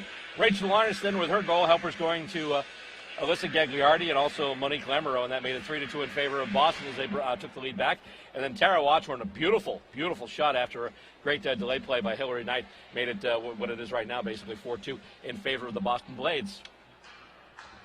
And getting set up for what should be a very exciting third period of hockey, Kate Buser. Yeah, so the the Blades just need to keep hounding on the Toronto defense and supporting their goaltender Brittany Ott back there. Right, winning the face-off, Boston, they chip it into the Toronto zone. Toronto trying to bring it up and around right now. And losing it there is Prevost. Dempsey passes back to Gagliardi and gets it to Hillary Knight now, who just tries to chip it off the boards, can't do it, being held up heavily there by Tessa Bonham. Vanilla with it now, over to Kohanchuk. And she moves it up to Megan Arts now. Arts scales into the Boston zone, stopped behind the net there by Brittany Ott, and picking it up now, Monique Lamoureux. Nice little move there to get her on Arts, and here we go. Lamoureux's got it, still has it. Pass up for Hillary Knight, just goes off her stick. A little too far. She was trying to set her up for a little bit of a sweep in there, but bounced off Knight's stick, corralled there by Megan Bozak, who tries to pass it to Kohanchuk, but it goes right past her. So with it right now, the Boston Blades, and goes right through the feet of Watchorn. Having to get it, there's Fratkin, and she actually can't get it, but Koizumi has it now. Koizumi for the Blades. Chips it up ahead into the zone, giving chase there, Rachel Lannis. Lannis has it now ahead of Shannon Molson. Lannis passes back to the point now. Fratkin with a shot, goes off a skate, gets it over to Lannis. Now Lannis loses the puck in the left face-off circle. Puck is cleared once again by Toronto. Brought back at the center ice by Tara Watchorn. And Watchorn gets it up to Jordan Smoke. Now Smoke over the pass to Rachel Lannis. Lannis trying to set up Kazumi, who was coming in, but the puck went off a foot. And that pass attempt going off another foot. Corey Chevrolet there, but Toronto can't move with it. And here come the Blades once again. Bolden chipping it up for Smoker once again. And looks like we're going to have an offside infringement. So as a result, they will bring the puck back to the Borough line from Bob Euchre, just a bit outside the Toronto blue line. Rachel Alanis did just a phenomenal job of puck possession and staying with plays, and she's creating a lot of chances for not only her wingmen, but the defensemen she's with as well. And the faceoff won once again by Cottrell right over to Pickett. Now goes cross ice, and with it there is Weber. Weber trying to go wide with it. She's battling Duluth now. Duluth will take it, and she's able to get around the forecheck of Pickett. Backhanded pass by Vela now up the boards, kept in by Blake Bolden. Puck going right wing corner, chipped around off the stick of Hoffmeyer. Hoffmeyer's got it now. Pass goes off the skates of Duluth, kept in by Weber. Pass behind the net with it now, Casey Pickett. Pickett trying to move it in front. Had Cottrell camped out there, also Weber, but just couldn't get it to him. Weber with it now. Weber gets it to Cottrell, and the shot in, and Small blocked it. Cottrell was in alone, got it off the backhand, but unfortunately couldn't get it past the goaltender. And we've got the whistle here. And it looks like might be sending something off here. It's like an interference call on Casey Bellamy against Natalie Spooner. Those two have been, having a mini battle in the game today, and it's been great to watch. Two great players going at it, and fortunately, Casey Bellamy is on the wrong end of a call here. So once again, the Blades will be on the short end of the assignments too, as now they bring out 4 skaters since they're going to be on the penalty kill. And Hillary Knight's winning the face-off on the PK and goes back to Lamoureux. Tries to basically blast it around the boards, but she winds up fanning on it. Loose puck now with it is Megan Duggan. Duggan feed to Hillary Knight. Here we go. Blades on a rush, short-handed. Knight's got it. Pass up to Duggan. Oh, she just knocked off the puck by Spooner there. And now Toronto brings it back. Kohanchuk now over the blue line. Goes back to Prevost. Back to the point now to Bozak. Bozak fanning on that pass. And diving in there. That's a beautiful play there by Megan Duggan. Even nicer one by Natalie Spooner, keeping that puck in the zone there. True, very true. And pass in. Oh, another nice play there by Duggan. It kind of shows you why she's got that little piece of the alphabet there on her on the front of her jersey there, the one that says C. One of the great things. I'm sorry, actually, C or an A. Or is it? It's just Kazumi on this team right now. Okay. It's the other team you're thinking of, I think. Oh, okay. No, actually, I just saw the CWHL logo, and I had one of those brain Boston moments. Blades penalty killers do a really great job of using their stick to take away passing options. That's what Megan Duggan was able to do and create an opportunity. Bonham there. Oh, shot goes off. Oh, my goodness. A little bit of a dangerous play there. Bonham put a shot toward the net, just a kind of a lazy floater, but then it bounced off a stick and all of a sudden became kind of a knuckleball. Brittany Ott had to respond and get to it, and she did. Of course, Boston's still shorthanded and will be for another 45 seconds. They still hold a 4-2 lead.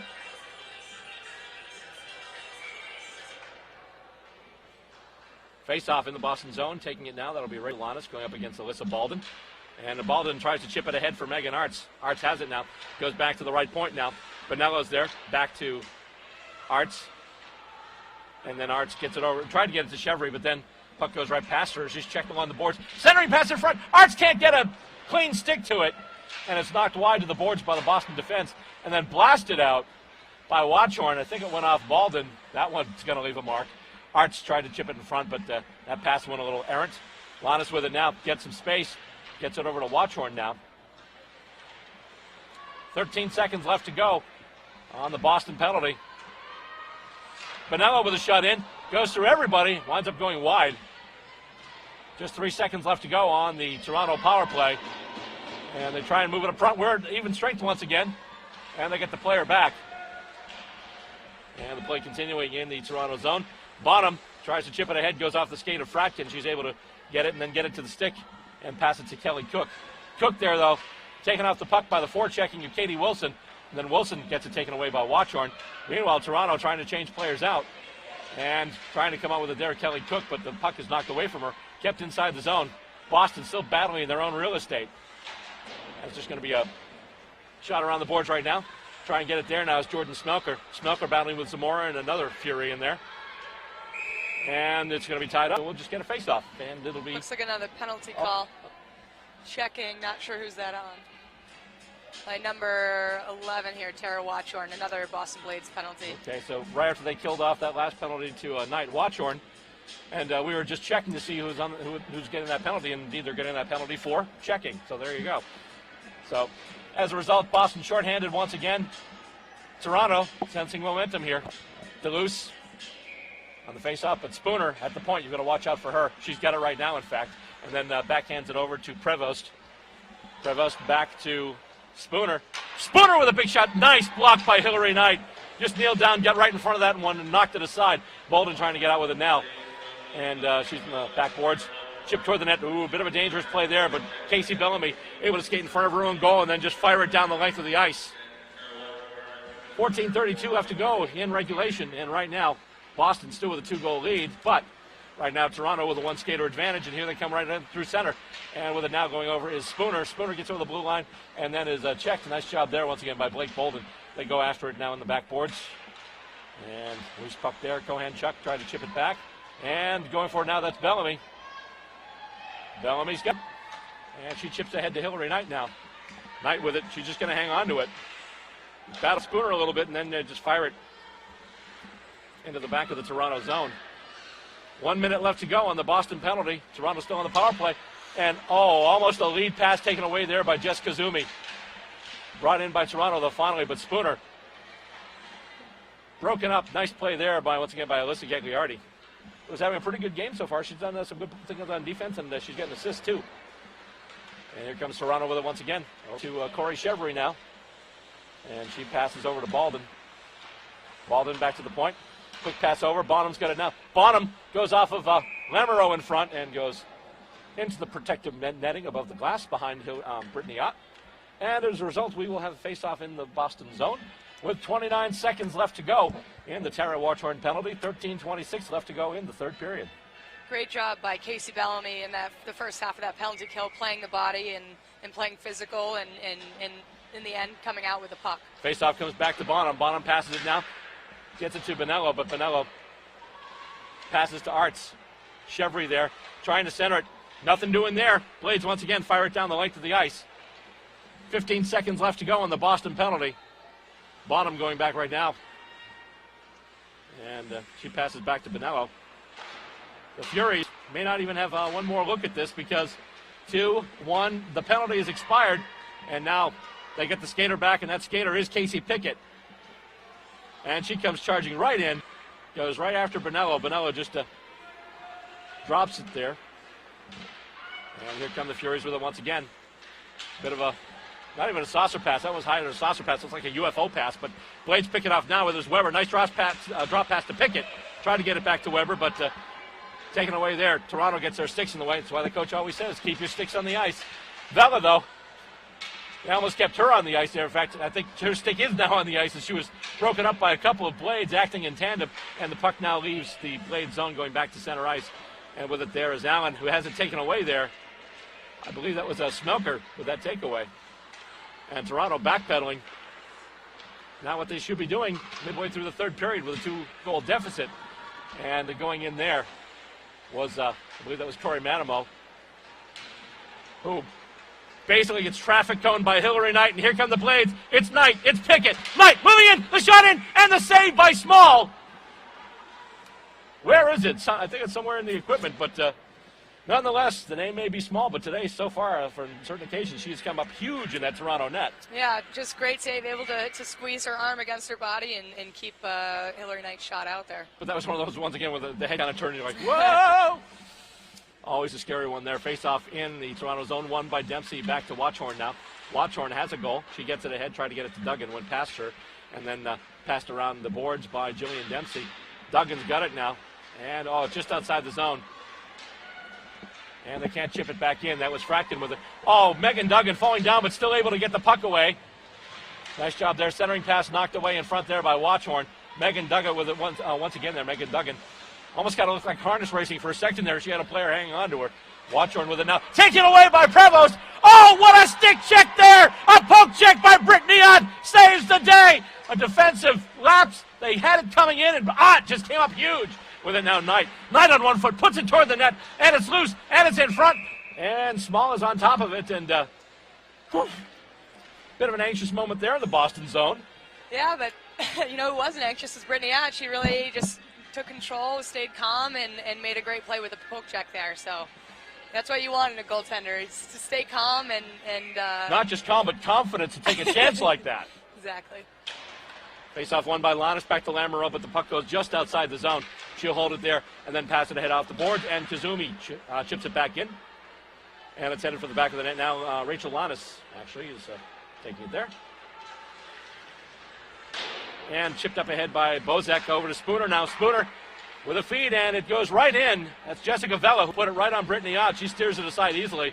And now Lamoureux gets through two Furies, and she sets it up. And with it there was Smelker.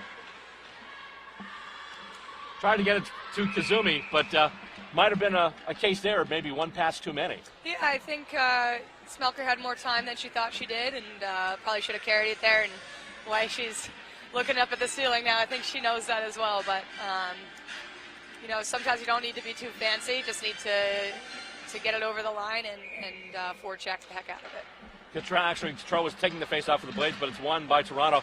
And with it now is Spooner, and she's just going to backhand it into the Boston zone. Actually goes right past Brittany Ott on the boards, and they try and chip it out in front, and with it there right now is Duluth once again, but it's taken away by Gagliardi. Gagliardi passes up, and here come the Blades once again. That's Cook. Cook gets it over to Pickett. Casey Pickett over the blue line. Left face-off circle now, going deep, trying to set somebody up in front perhaps. Well, she's just going to basically make an orbit of the net. Nice little play by Bolden, and I think she might have hit the host there. Nice little sidestep there. Beautiful stick handling, but not able to make the red light go lighty, as they say. Yeah, Casey Pickett did a great job of delaying there, and versus what we saw of Hillary Knight delaying up high. Casey Pickett was delaying, around the net, waiting for those defensemen to get up, and Blake Bolden made a really, really great move and a great shot. Almost a goal there. By the way, as they say, lighty? Whoever said that? I think I'm making up new terms here. Face-off won by Toronto, and French has it now behind her net. Check there by Pickett, but she's able to get the puck back. Then moves the other way as Kelly Cook swoops in as well. She just gets it along the boards, a little bit of a tic-tac-toe pass, and with it now is Megan Arts. Arts with a couple of Blades pursuing her, and she is able to chip it all the way into the Boston zone to the backboards. Blake Bolden and Arts battling for it now. Chip goes in, and they try to redirect, but it went wide. That was Prevost once again.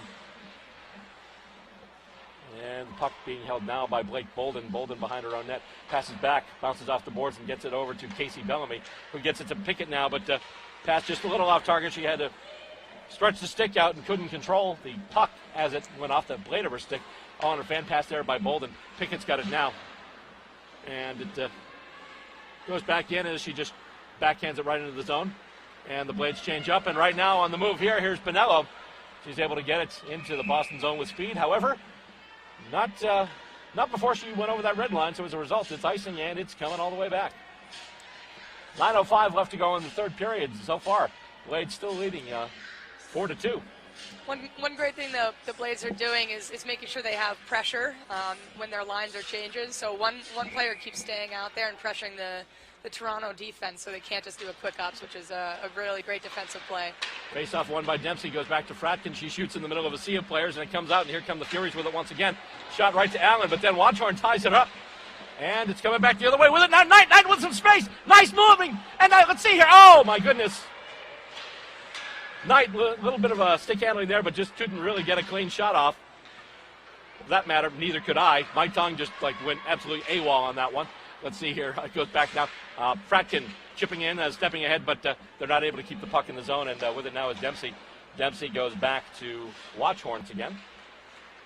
And Watchorn passed through, winds up on the stick with Tessa Bonham. Almost broken up there by a charging Hillary Knight. And here comes Spooner with it now. Spooner moving on Watchorn. And then just, whoa! A little bit of a blooper there as Watchorn and Duluth came in there. Puck went off a stick somewhere, and all of a sudden it was a blooper. Luckily, Brittany Ott was able to extend her equipment and bat that one away. And the puck now at center ice, almost chipped ahead by Hillary Knight with it. Oh, Kazumi almost had it too. Nice defense there by Shannon Molson. She's got it now, and she'll rush with it. Makes a shot, and a nice save there by Brittany Ott, and she'll just tie it up, and they get the face-off there. Nice couple of plays there by Shannon Molson, who obviously great pedigree in that family because she's got a brother who plays in the NHL. I guess we all wish we had a brother playing in the NHL, but it's great. I'm sure she was able to learn from her brother and become the player that she was today. Actually, the way that I've seen her play in these Boston-Toronto games I've seen, he should be saying, hey, I'm Shannon Molson's brother. That's the way I look at it. As the puck comes out of the Boston zone and it goes all the way back and chipping it ahead there once again, it's French, and it's along the near boards right now. Carrie Madamo battling for it there, as well as French. Also in there is Smelker for the Blades. And it's taken now by Lamoureux, who gets it over to Gagliardi. Pass right up the middle of the ice. Here comes Lannis now. She's over the blue line. She's got a couple of trailers. She stops and tries to get it over, but Smelker couldn't get her stick free. She's got it now on the right wing boards going into the corner. Stopping there, being pressed against the boards there by French. They just battle for it. Kazumi in there as well. She's pressed up to the boards by Carrie Madamo. And looks like we'll have another face-off, which indeed we will. It'll be in the Fury zone with 7:16 left to go in this 4-2 hockey game, Kate. Yeah, the Blades are doing a really great job of continuing to pressure and kind of crush the momentum that the Toronto Furies were able to build at the beginning of this period with those great penalty kills. A couple of the nice things I've seen with the Blades today, too, like sometimes someone might get beaten just when you think they're out of the play. They come back and sweep back. Duggan did one, a couple of others, too. That was really nice. Pass in front. Oh, they tried to get it in front of Cottrell, as that was Gagliardi moving along. And with it right now, here's Kohanchuk. She's got Prevost. Prevost does a nice job to stay on top. Shot goes in, and a save by Brittany Ott. And Gagliardi picks up the rebound. And once again, steers it out over to Casey Pickett now. Pickett on the move. Over to Weber, who collides with Bonello. Lamoureux takes it, though, pinching in on the rush. And is able to move it further in. With it now is Pickett. Pickett gets it to the stick. The shot in, and the save by Small. And then a rebound with an open side. And getting the stick down there, I believe that was Arts who knocked it away. Nice bit of defense there by the Toronto player there, Megan Arts. She just got in the way of that one and prevented a repeat of that earlier goal by Lannis. And clearing attempt goes off the back of a player, kept in there. Pickett's got it now. She's got Knight up with her, too. Pickett, nice little bit of stick handling there. Just pulled the string on it. Nice save there by Small. Bellamy with it now. Bellamy going wide. Passes up to Megan Duggan. Duggan in the slot. The shot in. And swallowed up there once again by Sammy Jo Small, who actually had someone right in the way. She had a screen right in front of her in the name of Julian Dempsey.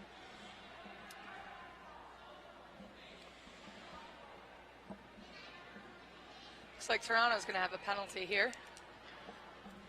I think this might be the second penalty against Toronto. I think actually this might actually be first one. Boston's first power play. Yes, it is. Because the first penalty they got was actually a coincidental minor between Knight and Hoffmeyer. So this will actually be the first time we take a look at the Blades power play today. And they've got all the guns out there. It's Dempsey and Knight and Duggan. Kept in. Nice job there diving into the play by Blake Bolden. And right now Hillary Knight has it shot up into the midsection of Small, and she's able to stop it. Bolden has it now. Passes over there to Casey Bellamy. Back to Bolden now. Bolden pass over to Knight. Hillary Knight with it now. Just holding. Playing cat and mouse with Deleuze. Back to Bellamy. Bellamy with a big shot in. And a pad save there by Small. They can't get to the rebound.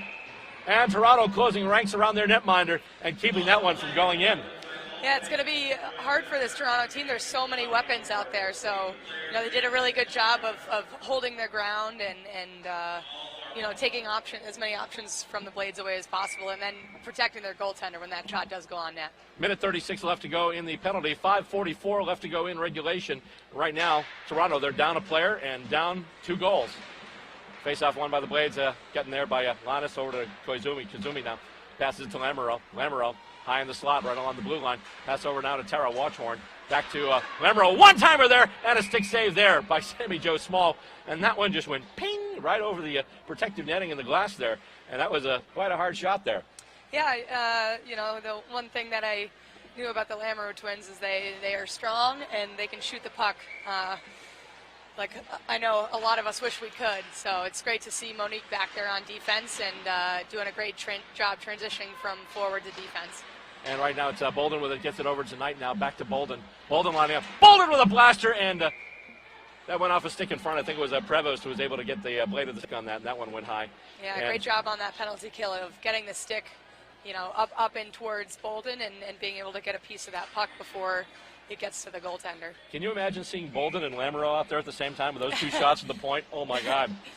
You'd probably wake up with some bruises the next day. Just a few. Bolden has it once again. Pass now over to Duggan. Back to Bolden now. Bolden with wrister once again. Nice shot there. Oh, puck goes by the open side, but nobody there.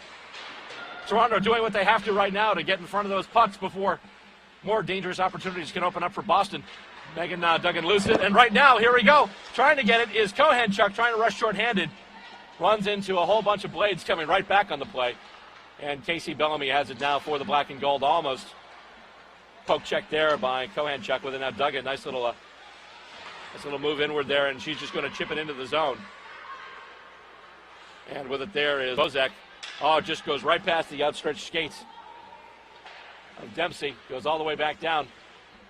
Boston still on the power play for another 22 seconds or so. 4:29 left to go in regulation. 4-2 in favor of Boston. Pass now goes to Hillary Knight. Knight holding up. Gets it ahead. Looking for.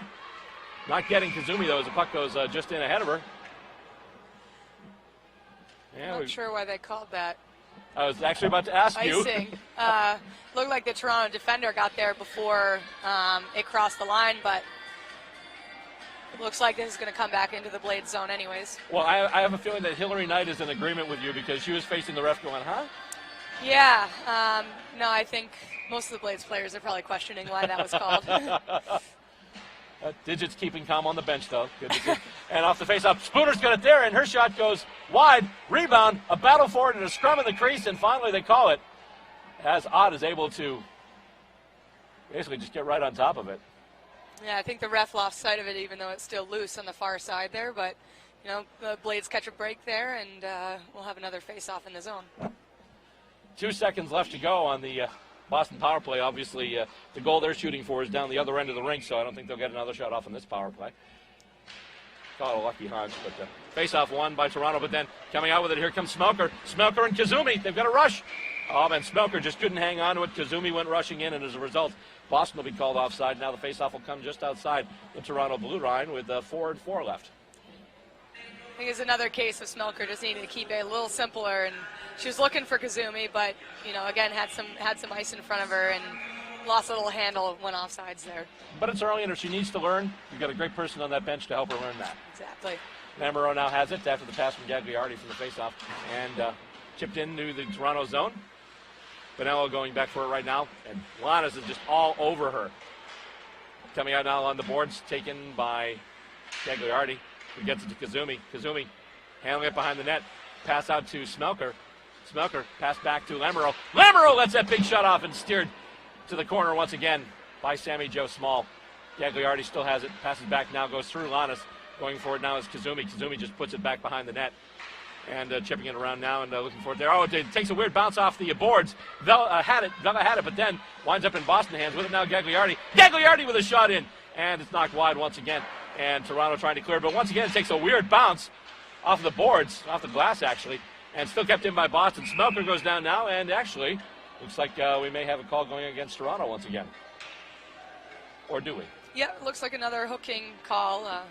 It looks like it'll be Tessa Bonham getting the gate there. So she'll be in the sin bin for a deuce, and as a result, the Blades. Really great things about that shift there, just sustained pressure. The defenseman did a great job pinching in, and what they get out of it is a hooking call and a penalty, and just a great work by that line. Well, the nice thing is, in a case like this too, obviously Toronto needs to get their opportunities, but Boston is actually preventing those opportunities from even developing, save for that one opportunity that Ott had to come out with that great poke check. But for the most part, right now, the Furies and their comeback attempts are being thwarted, and got a whole bunch of penalty time tossed up there. And I think actually that's what they're stopping play for, because it seems to be an awful lot of penalty time. Not sure if there's a double minor going up, or... In this case, they both say for us it would be a double minor. Or I guess that means they're on double secret probation. I don't know. It's too many minutes in there for one player, I think. That's good. I got her to laugh at an Animal House reference, so I don't feel quite as old. Thank you very much, Kate. And let's see, they're just discussing it. Talking to the scoreboard operator, and so right now we've got 4 minutes in stereo. It looks like 3:10 left to go in the game. Yeah, it looks like they're just going to leave that extra 4 minutes up there, but it does look like there's a double minor. Okay. So basically, Toronto's going to be shorthanded for the rest of the game, which means they need two shorties to just tie it.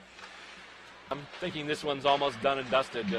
Knight shot in there, goes off the stick of, I believe it was Duggan, and went wide. And Duggan's got it now over to Lamoureux. Lamoureux lets another bomb go, and Small's got it. It's under her somewhere. Yeah, Lamoureux gets some room. Look out, because she will load up and fire. She has got a rocket of a shot. Sure does. It's really fun to watch these Blades be able to transfer in different positions. This power play, they're just kind of floating all over and filling in where they need to fill in. It's really fun to watch. Hillary Knight winning the faceoff, and the puck winds up going back to Lamoureux, who chips it deep. And then, it goes right off Megan Duggan in front. Another blast by Lamoureux. I believe that went off of Duluth. Lamoureux once again. Pass along the boards. Over to Dempsey now, back to Lamoureux. Lamoureux, pass over to Bellamy. To Knight. Tries to set up Duggan in front. Pops off a stick, and just a little blooper above the net. With it now is Knight. Knight with a shot there. It goes off a stick, and once again, I believe it was Pinello who got a piece of that. But one of the first things when you start playing hockey, one of the things the coaches tell you, keep your stick on the ice, and if you do, good things happen like that. That is absolutely true. 2:13 left to go in regulation, 4-2 in favor of the Boston Blades. Thanks for tuning in today. Hope you're enjoying the game so far. Terrific game here. We'll be back with you next week. Boston Blades take on the Montreal Stars. Face-off is at 2 o'clock next Sunday. We'll be here to bring it to you live. Face-off won by the Blades, and now Smelker puts it behind the net for Lannis now. Out to the point, to Bolden. Back over to Lannis. Back to Bolden. Bolden to Lannis once again. To Bolden. Bolden. Over to Watchorn. Watchorn lets one go. Goes off the side of the net. And it's kept in there. Turning attempt kept in by Blake Bolden. And Lannis has it there. Nice little bit of stick handling. And the Blades have some space now. Oh, Kazumi's got it, and she gets it over to Smelker once again. Smelker with it. Pass over. He goes past Watchorn, though, on the backboards. Shannon Molson going in for it, but the Blades will get it. Lannis takes a little bit of a hit there, getting the puck. Gets it back to Bolden now. Bolden lets one go, and another shot there. Another save by Sammy Joe Small.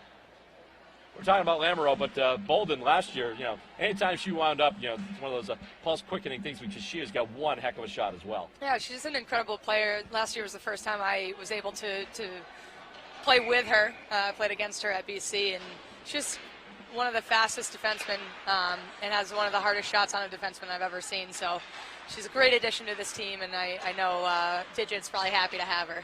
Shot there by Lamoureux. Goes wide. And kept in there. Bellamy, nice pass to Knight. Knight, left face-off circle. Puts it on net. Shot, score! Rebound went to Dempsey. Dempsey just shoveled it in on the backhand. And a power play goal. And if it wasn't academic at this point anyhow, it's certainly academic now. Or, I'm sorry, I'm going to Mike Lang. Elvis has left the building. Yeah, it was, I think Dempsey was sitting back door there. It's a great place to be if you want to score goals. And, the puck came right to her off that Hillary Knight shot. I think it may have deflected off of Megan Duggan there. But, hard work pays off, and it was just a great job by the Blades power play. Minute 8 left to go in the game. Boston up by 3, now 5-2, and here they go looking for another one with it now. Once again, putting it in there, that's Janine Weber. And Weber's shot deflects and goes into the netting over the glass. And now we have exactly 1 minute left in the period. And it's a 3-goal lead for the Boston Blades. Biggest lead they've had all day. And pretty much put this one in the books. Yeah, I'm sure the Blades are going to want to play full 60 minutes, though. Oh, absolutely. Hockey's a crazy game.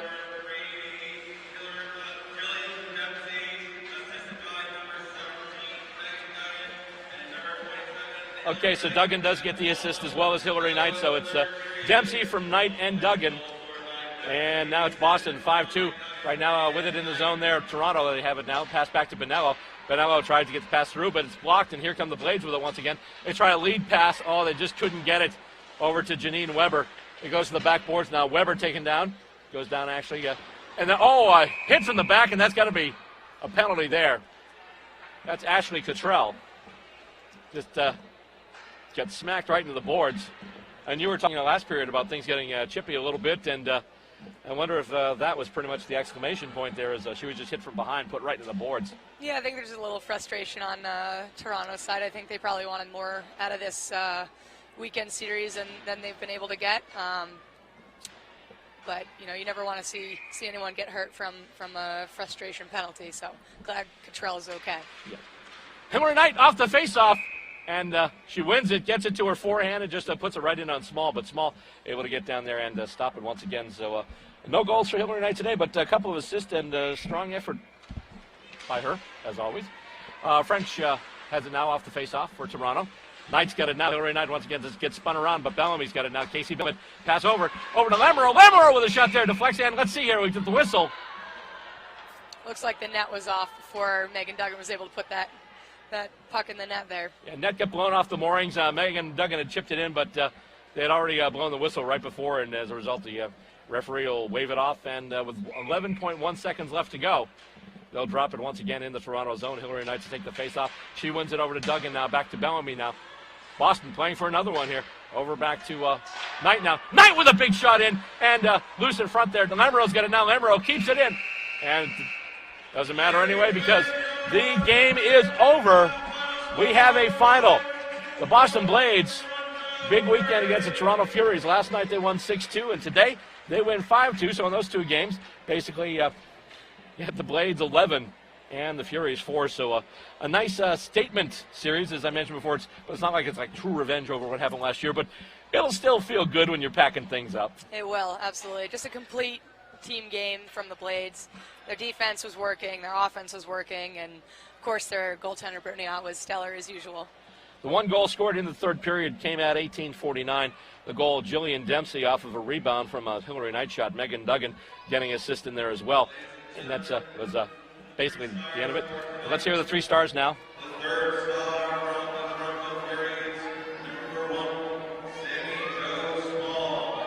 Number 3 star is Small.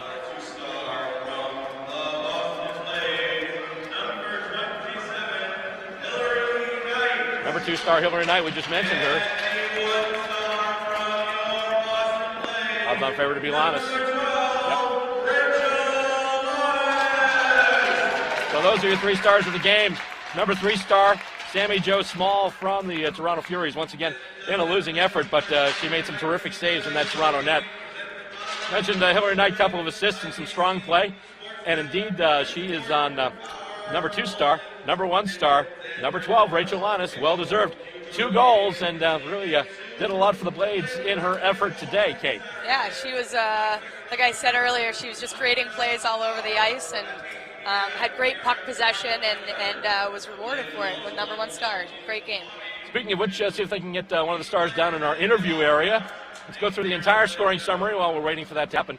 Going back to the first period, first goal scored at 5:36 of the first period. I'm sorry, that was 5:56. Can't read my own handwriting. And it was Fratkin, the new player there, Kaylie Fratkin, number 8 with the goal. The assist going to Jessica Kazumi and also Jordan Smelker, and that one made it 1-0 at the time.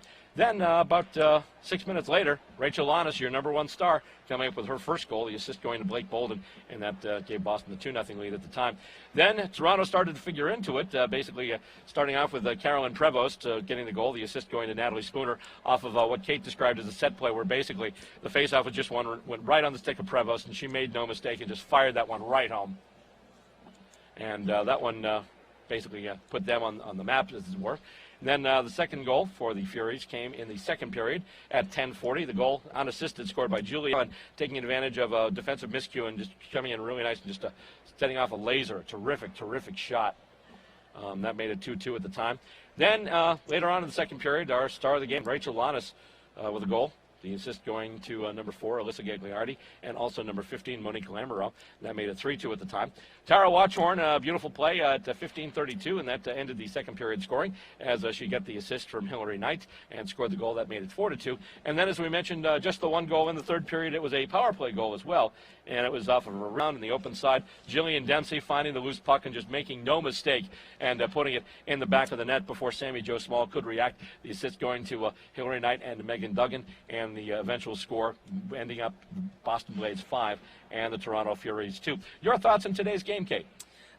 You know, it was just like I said earlier, it was just a complete game, and you know, again, what stood out to me is the defense on the Boston Blades creating these opportunities and really adding another element to this team, which is just amazing to see, since, you know, we've been pretty successful in the past, but you know, it's raising the level of the game again, and you know, just the effort was there today, and you know, the Blades got the win out of it.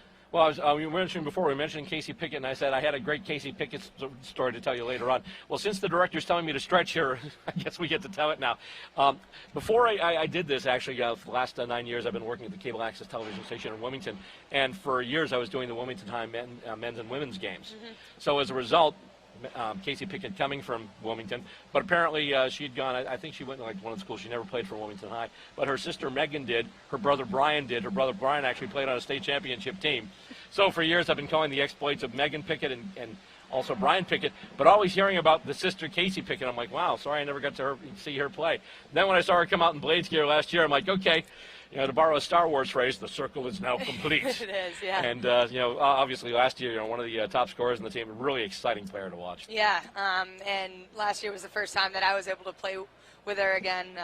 The Blades is kind of like that. You play against these players your whole career, and then you finally get to play with them. And, you know, she's just great to learn from. She's just got amazing hands and amazing vision on the ice. And for me, coming onto the Blades kind of halfway through the year, it was great to be able to learn from her and see her as one of the leaders of the Blades. Okay.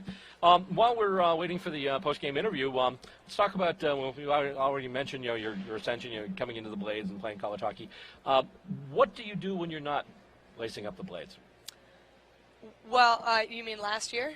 Or the last year, this year, and looking ahead, what's in the future for Kate Buser? Well, so other than stretching until we get the interview. I guess I've officially retired from the Blades at this point. No longer on the roster. Miss it a lot, but currently actually at Yale Medical School. So I'm hopefully future means I'm going to be a doctor at some point. So. You know, it was a tough decision to you know, stop playing hockey and you know, kind of open the next chapter of my life, but it's great to be back here and catch a Blades game here and there and just see, you know, how the team is growing and who's playing for it, and you know, you know, the Blades will always hold a special place in my heart. You know, is a great 3 years that I was able to play with, but at Yale now, focusing on my next career, but staying involved in hockey, helping out the Yale women's hockey team. I know that sounds like I'm a bit of a traitor coming from Harvard to Yale, but not as far as the Blades are concerned, because that's true. you're not the only person working with the Yale team. Obviously, we mentioned Jess Kazumi, and she's, I think, one of the coaching staff down She's there. one of the coaching staffs. I'm technically listed as a manager, and I help out when I can. I actually found myself playing goalie on Monday because a couple of their goaltenders were out, so I know, coming from a player perspective, you never want to shoot on a shooter-tutor, so I, you know, strapped on those pads and did the best I could. And probably surprised some of the players with how not as bad I was on the ice there. Okay. And actually, coming up, we're going to be talking to the #1 star of the game. Kaylie McDonald is lining that up right now, and Rachel Lannis is getting set to be interviewed here. Our #1 star of the game, once again, the 3 stars: #3, Sammy Jo Small of the Toronto Furies; #2, Hillary Knight of the Boston Blades; and #1, Rachel Lannis of the Boston Blades. And we will go and talk to her right now. Take it, Kaylie McDonald.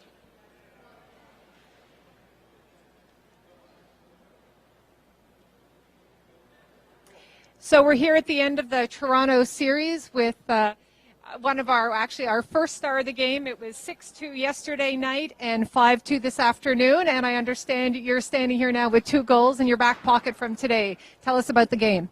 It was a good game, good test for our team. Just our new rink and getting used to everything with new players coming in. So I think we did well. I think we're meshing well and having fun.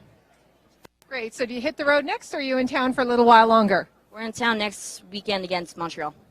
Excellent. Well, we'll look forward to that game. Any lessons that you and the team are taking forward from today's game? Just stay on the team. It's really easy to get complacent when you have the lead. We need to be that team who can just hold our lead and keep going forward, doing the same things that we were doing when we were down or tied. Terrific. Congratulations on an outstanding game and a great home opener. Take care. Thank you. All right, and once again, we are high above ringside, although right now not much going on. In fact, there's really only a couple of people out there, and they work for the rink. But once again, big win today for the Boston Blades. We just heard from that star of the game, Rachel Lannis, and it's been an exciting game to watch today, and also an exciting experience, not just to do New England Hockey Showcase like we normally do, but for the last couple of years, we've been taping it and then doing everything afterwards, in editing. But this is the first time we've actually done it live without a net, as it were. So it's a lot of fun today. Some anxiety getting there and setting up, but once everything was in place, it worked out really well. Thanks to my crew. Thanks to Banks from ISI Global, who helped us out today as far as getting the streaming and everything set up. Thanks to our crew, too. We've got Paul Hipple down there on the interview camera.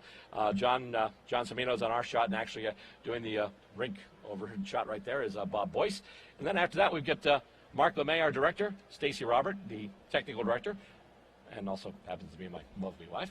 And also today, my co-commentator here. It's great to have her here and great to get your perspective. And great to, well, the other thing is, I've been doing these games for years, but for the most part, we're up here and everyone's down there. So half the players, I talk about them all the time, but I hardly ever have a chance to meet them. So it was really nice to sit down and get to talk to you a little bit, Kate. Yeah, it was a great time today. It was, my first time doing the commentating, but it was really enjoyable and I think went pretty smoothly. I think she's got a future, folks. So if that medical thing doesn't work out, yeah, give us a call. We'll get you trained Sounds good. So yes, the artist soon to be known as Dr. Buser. Exactly. Which I guess would work out better than if you were a teacher, because you'd have some wise guy in the back going, Buser. So good thing that didn't happen. But on behalf of everyone here, we're going to sign it off now. I'm Bill Robert. Thank you very much for watching this live broadcast of the Canadian Women's Hockey League, and also brought to you right here on New England Hockey Showcase. Until next time, have a great day, and thank you very much for tuning in.